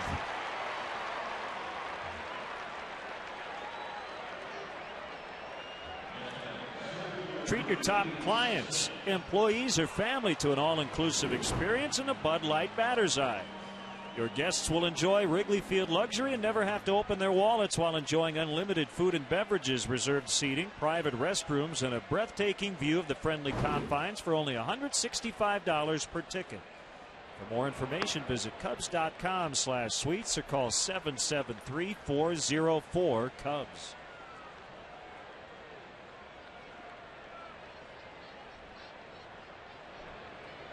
Oh, 0-1 to Johnson, bounces up to A.J. Pierzynski. 1-1 the count. Danks coming in having lost his last two starts, even though he was very good his last time out against Detroit.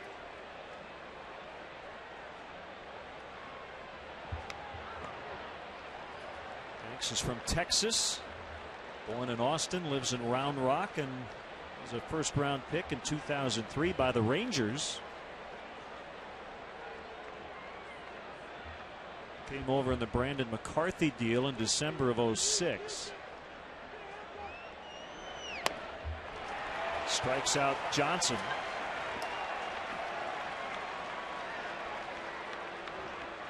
Couple strikeouts away from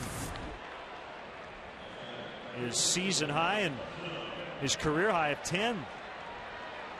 And I talked before the ball game that Danks occasionally makes mistakes in the hitting zone. Today he's made his mistakes either up above where the Cubs hitters could handle him or just off the corners. He's just been wild enough that he's not making mistakes where the Cubs can get some real good swings at him. Well, he also hasn't walked anybody. The Cubs have had to earn their way on. The only time they didn't technically earn their way on was the error by Beckham in the second, allowing Soto to reach.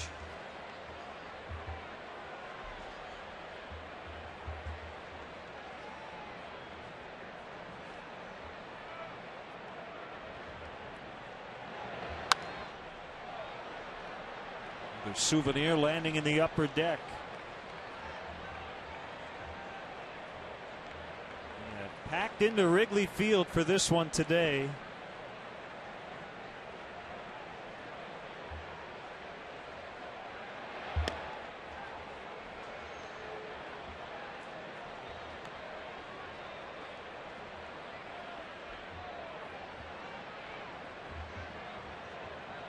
Well, the old adage has really come up today in terms of momentum in baseball, being the next day's or that day's starting pitcher. We're all hoping the Cubs could take what they did late in the game Sunday, pulling out that win against the Twins. Started to see some signs of this offense getting it back together. Facing John Danks today, it's been a tough go as he strikes out another. That's 9 Ks versus no walks for Danks through 7. And he's cruising with a 3-0 lead.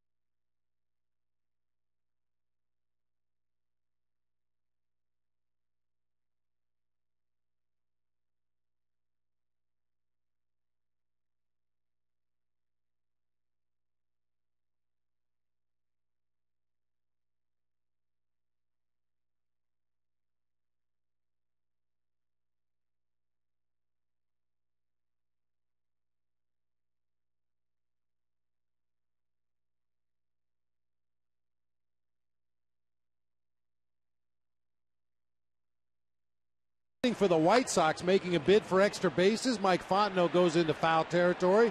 Nice pick on both ends. Fontenot at third, Derek Lee over at first base. Our Home Depot doing more on defense. Guzman against Dye, Konerko, and Przynski. Called strike to Dye.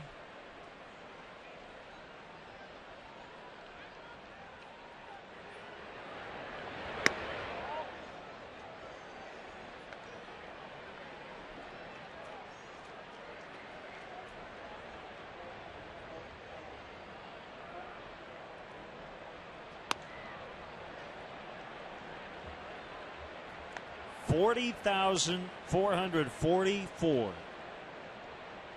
Paid to watch this one. That's a good liar's poker hand right there.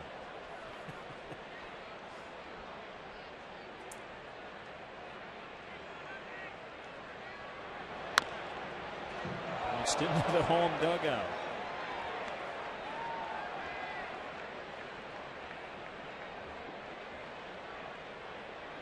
Mike Quade has the best view over there in that third base dugout up on that top step so he can make sure his defenders are positioned properly, but he's also the most susceptible to those foul balls that come screaming over that direction.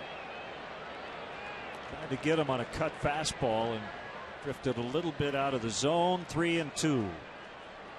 White Sox had taken 6 walks, all off Ryan Dempster.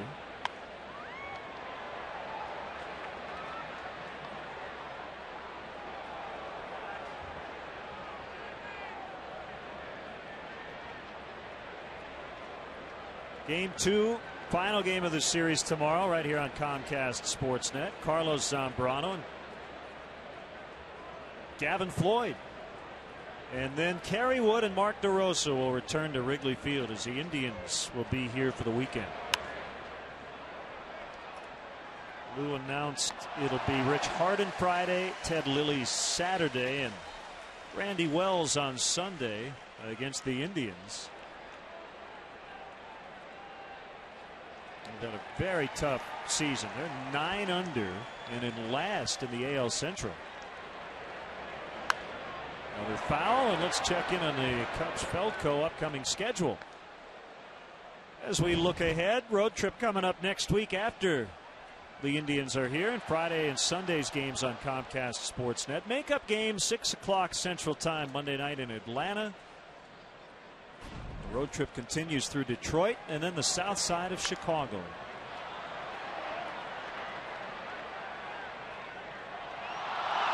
Fan had a shot at it in the front row and hobbled it twice, lost it. Heartbreak.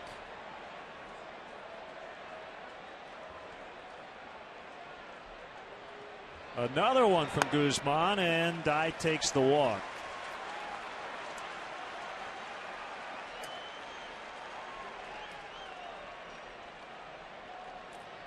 Dwayne Wise is going to run for Dye.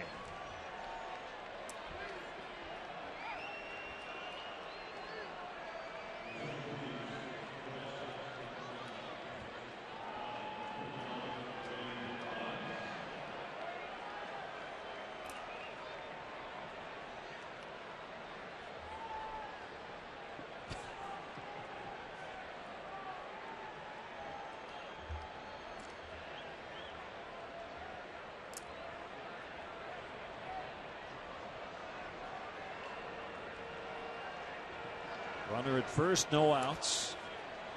Konerko's 0 for 3. Swung on and missed on a cutter. Konerko nearing 1,000 RBIs, just 2 away. He has 299 homers as a member of the White Sox. Overall in his career, he hit number 300 on April 13th at Detroit. And Jermaine Dye hit number 300 that day. First pair of teammates in history to each hit a century milestone homer in the same game, meaning 300 or 400 or 500.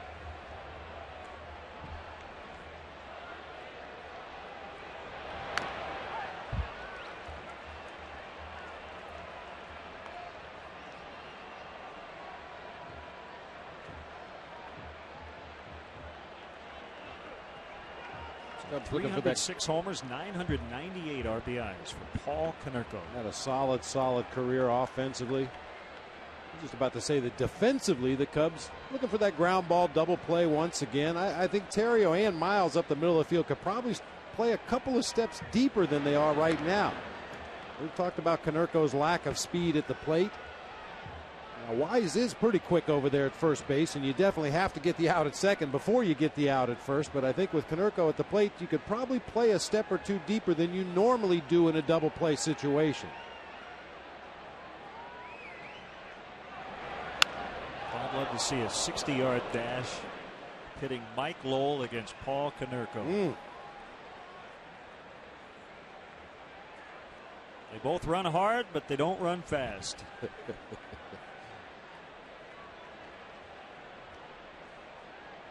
I've told this story before, but many years ago I was doing an interview with Mike Scioscia. And I said, you know, you've had a great career. You got to catch a lot of great pitcher. You played on some championship teams. Is there anything that you missed in your career? I said, yeah, just one time. I wish I was fast. I'd like to run fast enough to make the wind move my hair. Well, you can't have everything.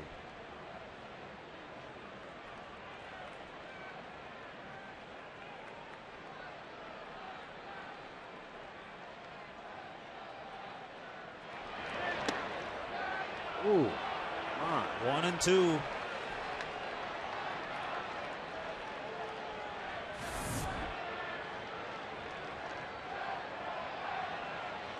Maybe just enough late movement to get it off of that inside corner, but that's an awfully tough pitch to take on a 2-strike count.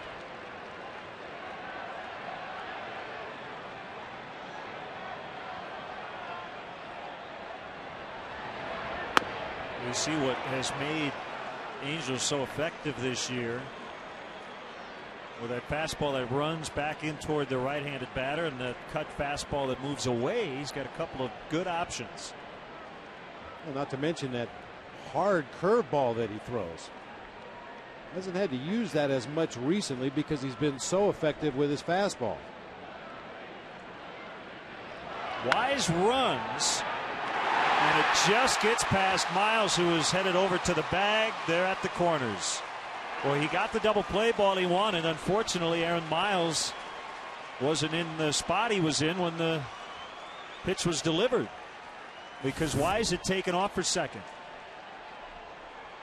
Boy, look at that swing by Paul Konerko. Just a little inside out swing. He knew the runner was going to be in motion. He tried to hit that hole in the right side and does catch Aaron Miles break into the bag at second. That's what Aaron's supposed to do on that play. Paul Konerko, usually a dead pull hitter, Second baseman covers on a steal attempt, and that time Konerko just inside out of that ball through the right side for a base hit. That is as routine as it gets in terms of a double play ball if Miles didn't move. But again, good job by the White Sox to have Wise running. And now it's Pierzynski with runners at first and third, no outs inside.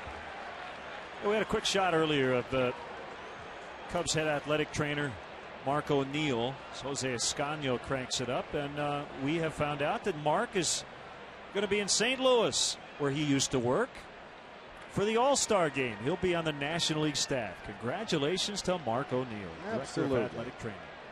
Well deserved.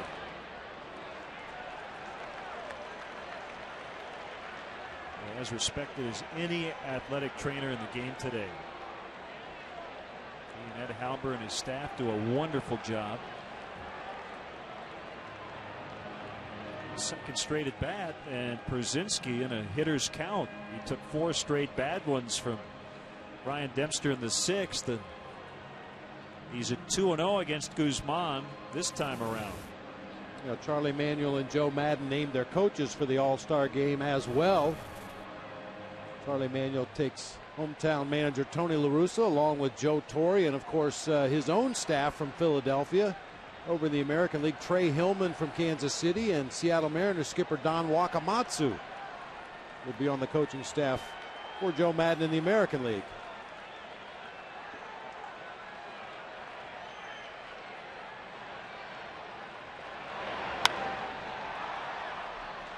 Who wants it? Soriano. And Wise is going to try to score. And the throw hits him in the back. And Konerko will get second.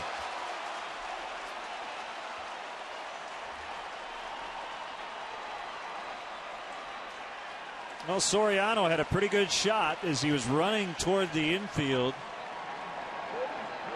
And he normally makes a very accurate throw. And the throw would have been there, but it hit the runner.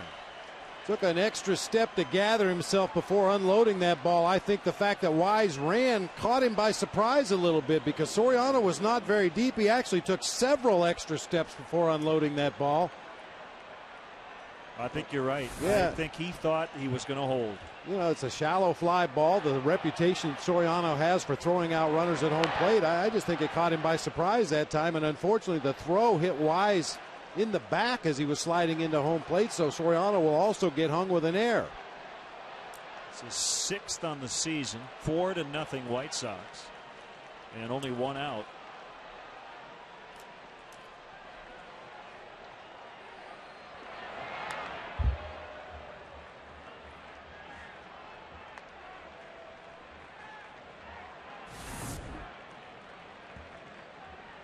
See as Wise chugs down that third baseline, goes into his slide. Ball hit him in the back, got away, allowing the runner to advance first to second. Matt Thornton up in their bullpen. Well, we talked about Mike Quade earlier. Jeff Cox, the third base coach of the White Sox, I'm sure taking into consideration the score. That's probably the #1 thing. This offense has struggled lately. Anderson, even though he's had a good day, coming up at 230, gets at 249. Beckham 114.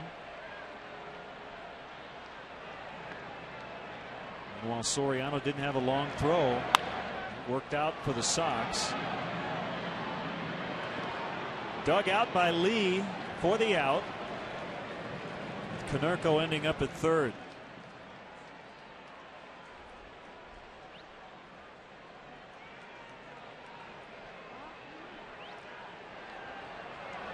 A little contact down there at first base. Terrio rushing his throw across the diamond. Derek Lee backed up onto the bag just a little bit, and Brian Anderson brushed him as he went by. Just incidental contact. Looked like everybody's okay.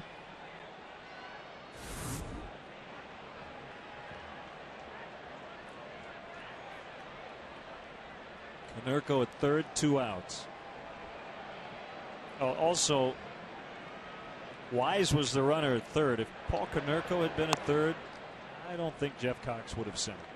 I think that's a pretty safe bet.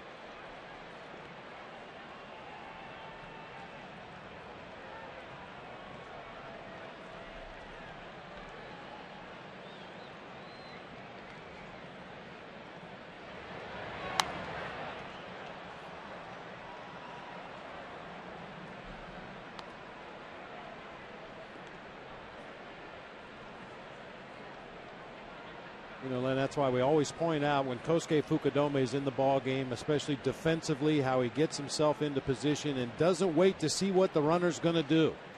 Catch it and get rid of it quickly. That'll freeze the runner in most instances. That time Soriano had to take several extra steps before finally gathering and unloading that ball to home plate, and that was all Wise needed to scoot down that line and score.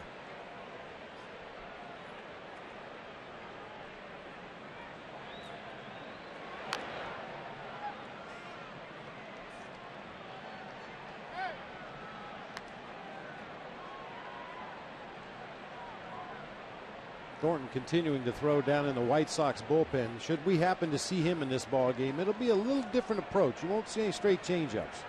He's going to bring the gas. Throws upwards to 100 miles an hour. One of the best left-handed setup men in the game right now. 2-2 on Getz. Soft liner. Slicing into the glove of Mike Fontenot. They add to their lead. It's now 4-0. Getting late for the Cubs. Only 6 outs to work with.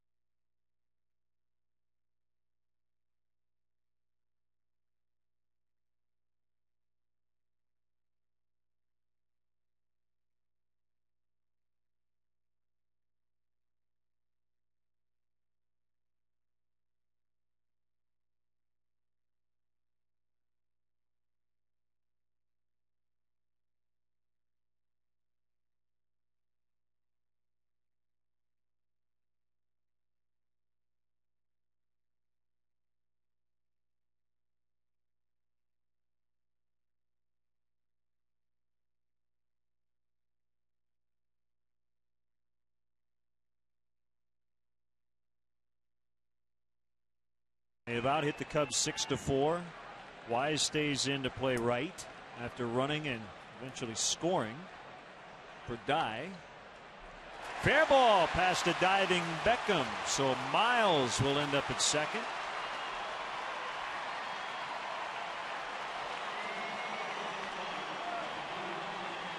We'll see Jake Fox, who will bat for Guzman. Jake back yesterday for the second time this year. Good start to the inning for the Cubs. Once again attacking that first pitch. A belt high fastball inside part of the plate. Beckham drawn in, protecting against the bunt. Slaps it right by him down into that corner for a double.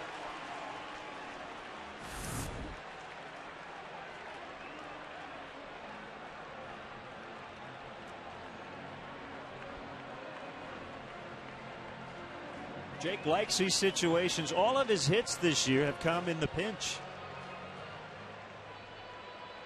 5 out of 6.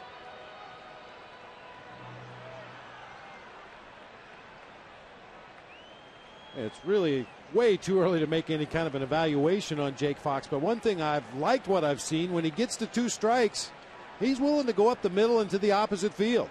There's no question he's looking for a ball to drive early in the sequence, but a lot of his base hits have come right back up the middle of the field with 2 strikes. Here comes Ozzie.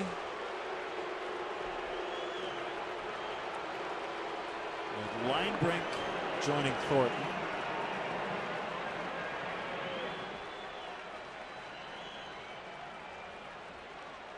Well, we know Thornton is ready. He's been throwing down there for a while. Linebrink just got up as this inning got underway, and with Miles picking on the first pitch, he hasn't had much of a chance to get loose down there. Ozzie stalling for as much time as he can out there on the mound, and now has made the call. So Danks will exit and Linebrink will enter with the leadoff man at second. Sox lead the Cubs 4-0 and don't go anywhere. We'll be right back.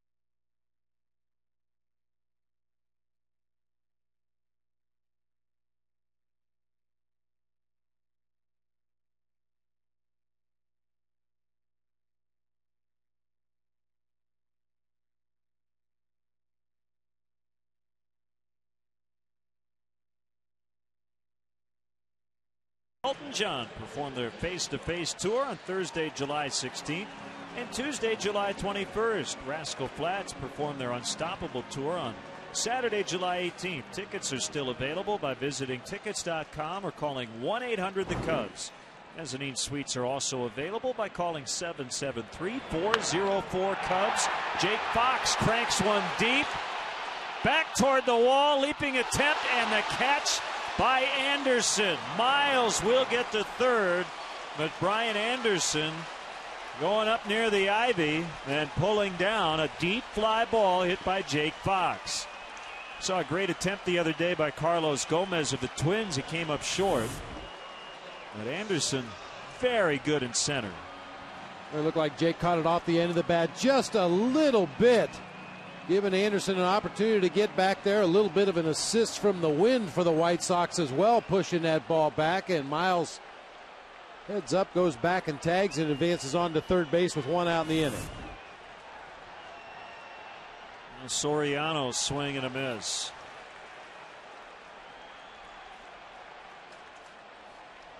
Well, he is dropped into a major funk.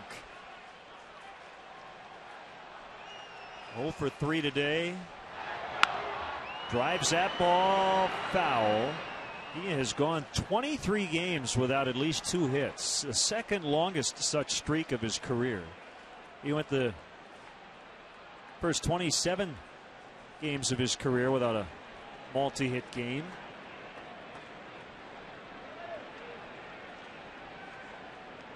Linebrink on an 0-2 that's slowing outside, 1-2.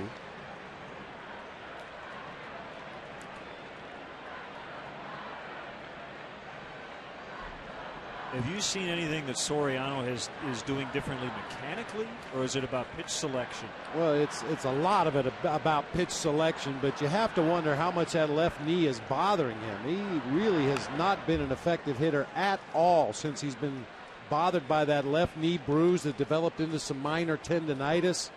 Fouled the ball off the knee. Yeah. I mean, pitch selection is always an issue with Alfonso Soriano, but he has been missing some pitches that he normally hits hard over the past week or two. It's going to drive in a run, but it'll be a ground out to short. It's now 4-1. That run will be charged to the starter, Danks. 28th RBI of the year for Soriano. Well, unfortunately, it might be too little too late, but that's a perfect example right there of what the Cubs have not done enough of this year. If the opposition is playing back, they're going to give you that RBI. All you have to do is hit a ground ball at one of the middle infielders, and your team is going to score a run. So bases cleared, and Terrio takes a breaker for a strike.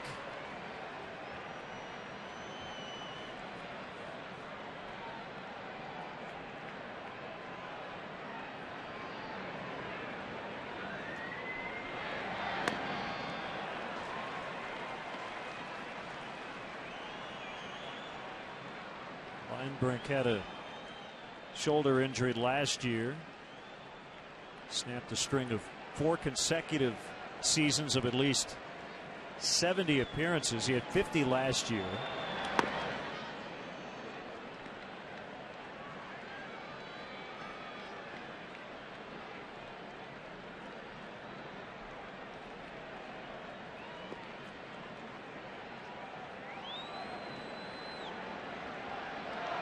One, two, bounces in front of home plate.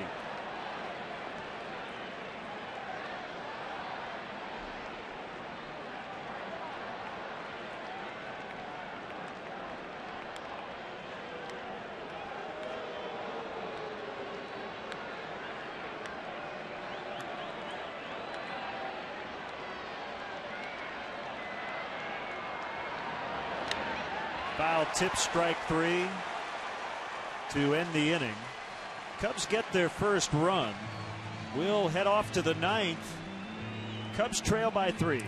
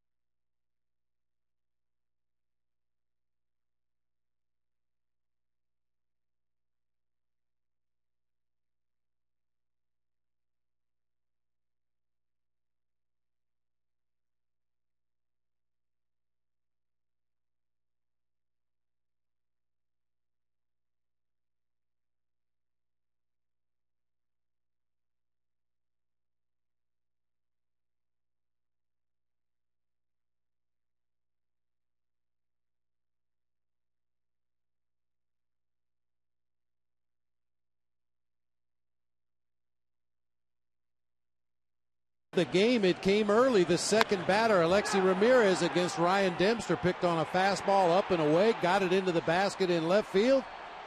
It's our BMW ultimate drive of the game. Jake Fox stays in to play left. And Jose Escanio will come in to pitch. So Soriano's done for the afternoon.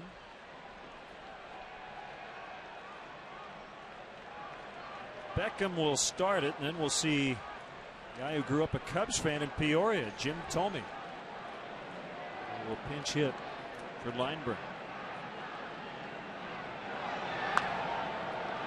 Foul pop out of play.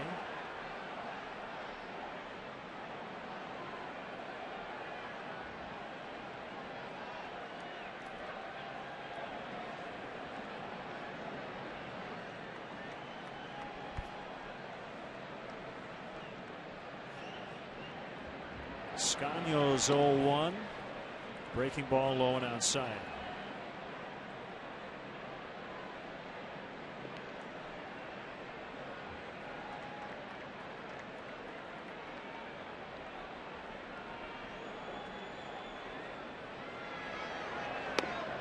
Swing and a miss.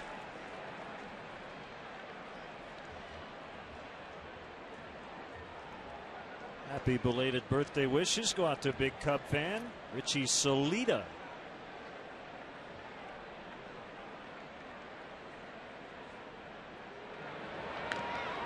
Mentioned the Pelletiers earlier. Marie and Danny watching Cubs baseball every day.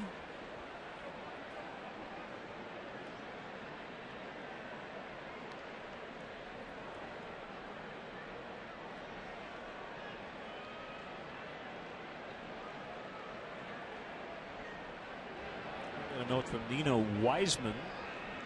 Don't have last names here, but happy birthday to Jennifer, Cub fan, and Terry, a Sox fan.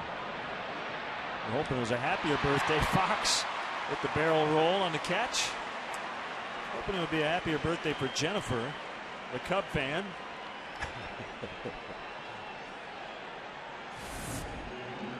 A sinking line drive out there into left field. Jake Fox comes in, makes that waist-high catch, shows his athletic ability with that barrel roll.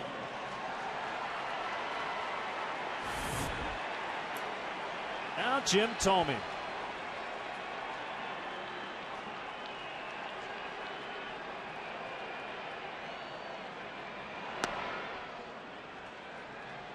To Illinois Central College. Also played basketball there.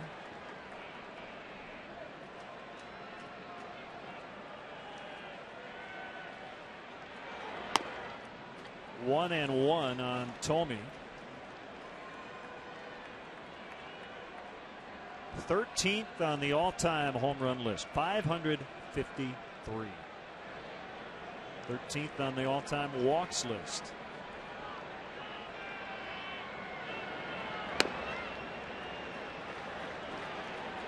'55 interleague home runs, the most all time.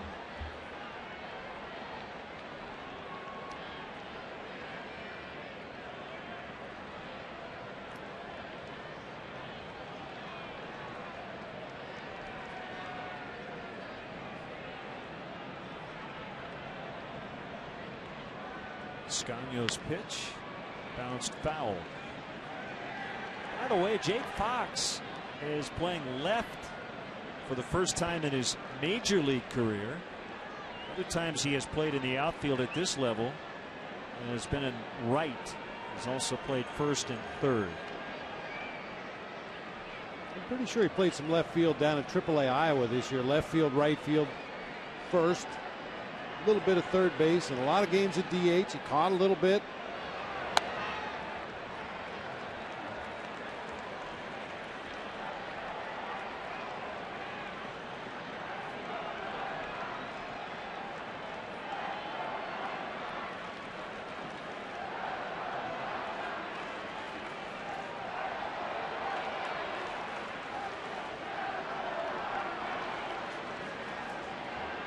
Two to Thome. Fly ball foul. Five-time All-Star. The famous or infamous story of Dave Kingman blowing off a young Jim Thome who was 8, wanted an autograph. As a young Cub fan, he ended up being escorted back to his dad by catcher Barry Foote, who took care of him. He passed Kingman on the all-time homer list in 2006. He drives it to Fox in left. Jake with a couple of chances here in the ninth. It's amazing how often that happens, Len. You put a guy out there on the field, playing out of position, inexperienced at his position. The ball always finds you. First two fly balls of the inning hit right out Jake Fox's direction.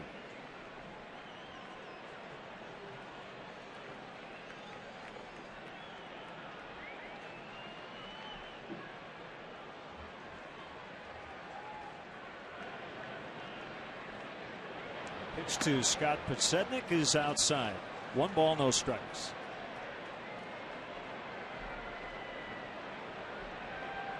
He's going to get an assist with the rally cap from the White Sox fan. That's because he's practiced it so often.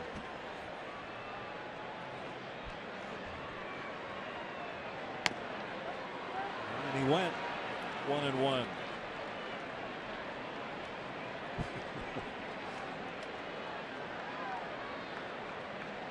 What happened? Right back on the way it came on. It's not time for it yet. We'll have to wait till the Cubs get up to the plate.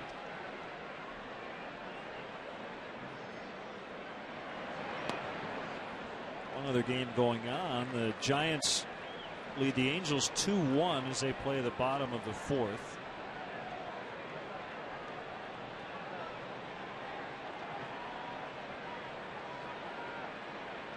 Matt Palmer and Tim Lincecum are on the mound in that matchup.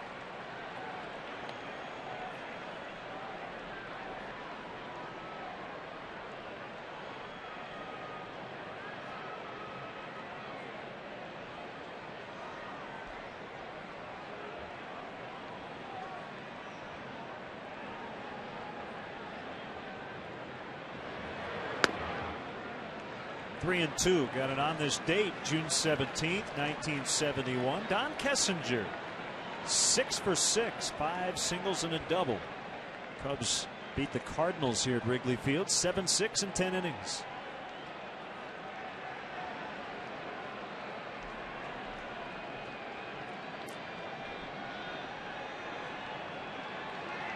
Three-two to Podsednik and a base hit right out to Jake Fox.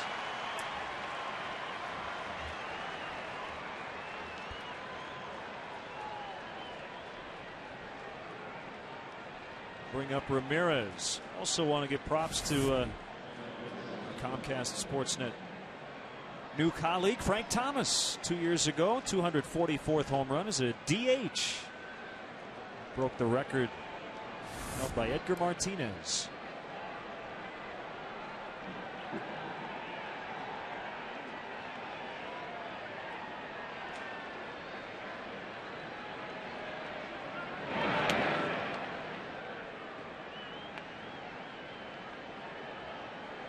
Frank before the game, and he got a little wet last night.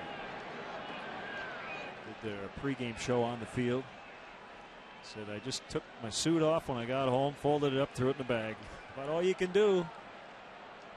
Send it on for dry cleaning.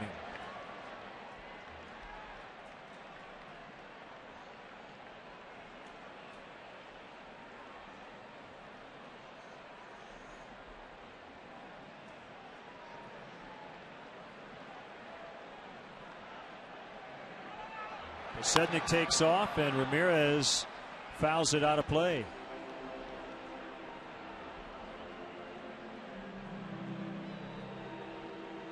That's one with a little more experience. I think Alexi Ramirez takes that pitch. Gives Podsednik a chance to steal that bag. You want an RBI opportunity, let that man go ahead and run. He got a great jump over there at first base.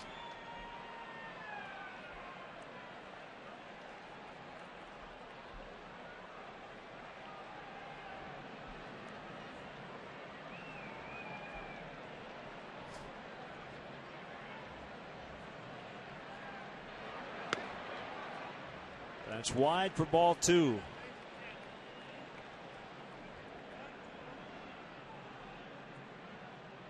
Cubs have been bitten again by that runners in scoring position stat. 0 for 7. The White Sox are only 1 for 10.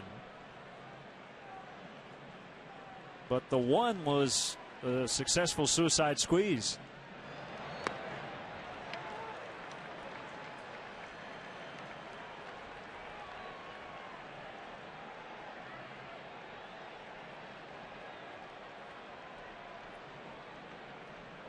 Floyd and Zambrano tomorrow. The final game of this series. Gavin Floyd at 4-5. Carlos at 4-2. He's been dealing lately. He was supposed to start last night before the game was rained out. Podsednik takes off on a 3-1 hit foul, and Scott will have to go back to first again. I bet he's going to try to steal again. I think so. 3-2 with 2 outs. Good call. Getting his legs good and loose over there. He's run twice in the sequence. Both times Ramirez has fouled the ball off to the right side.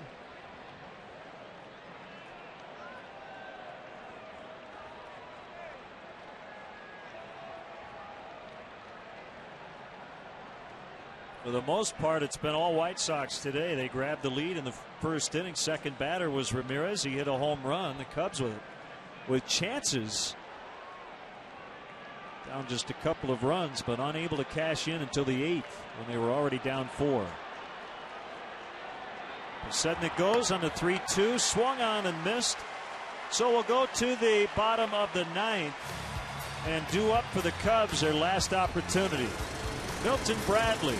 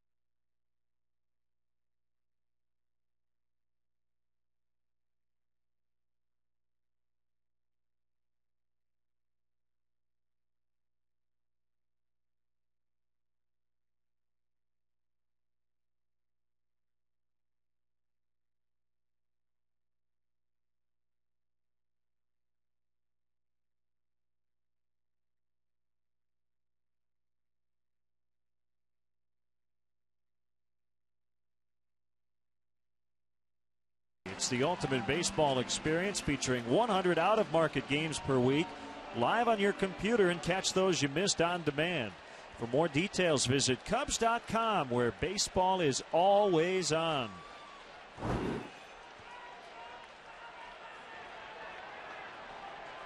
So Jenks is trying to save it for Danks.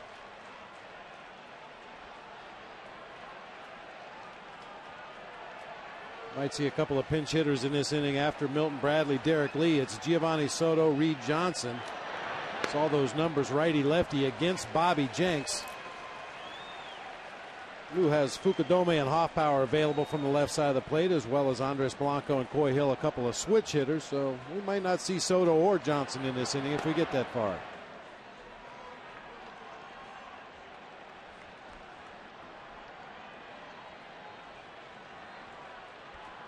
One on Bradley.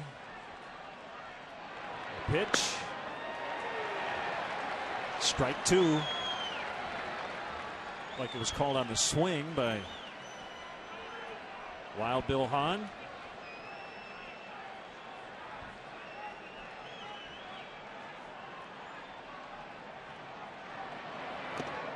And he chased a bad one for strike 3.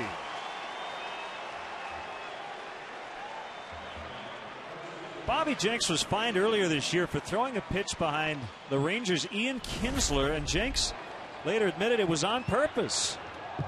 But he added he wasn't actually trying to hit Kinsler, just to send a message after watching too many of his guys get hit. Said he threw it low and behind him with intent, which got the talk shows going and the like. Now, some in the game would say you never admit it, ever. But I have to tell you, I appreciated his honesty. Sometimes this stuff is with a wink and a nod. Most guys just say it got away from me. He said, nope, I threw it exactly where I intended to throw it. Honesty can be costly at times. It certainly can, and I think that's the problem. But it was a perfect line. He said, I wasn't trying to hit him. I'm just trying to get his attention. He tried to get close to Kinsler's wallet, and he got close to his own. In the end, he had to pay a fine.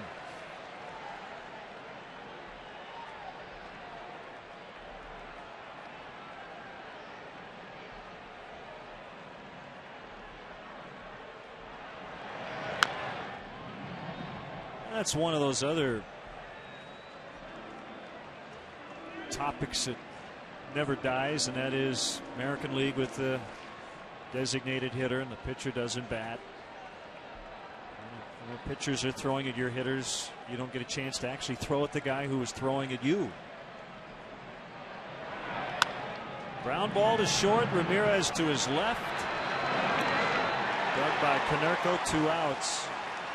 Well, the problem is you don't want to throw at a pitcher. You don't want to hit a pitcher.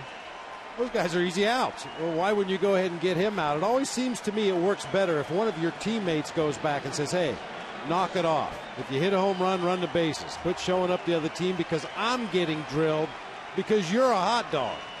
Yep. That's the way to stop it. Peer pressure, no doubt. Yep.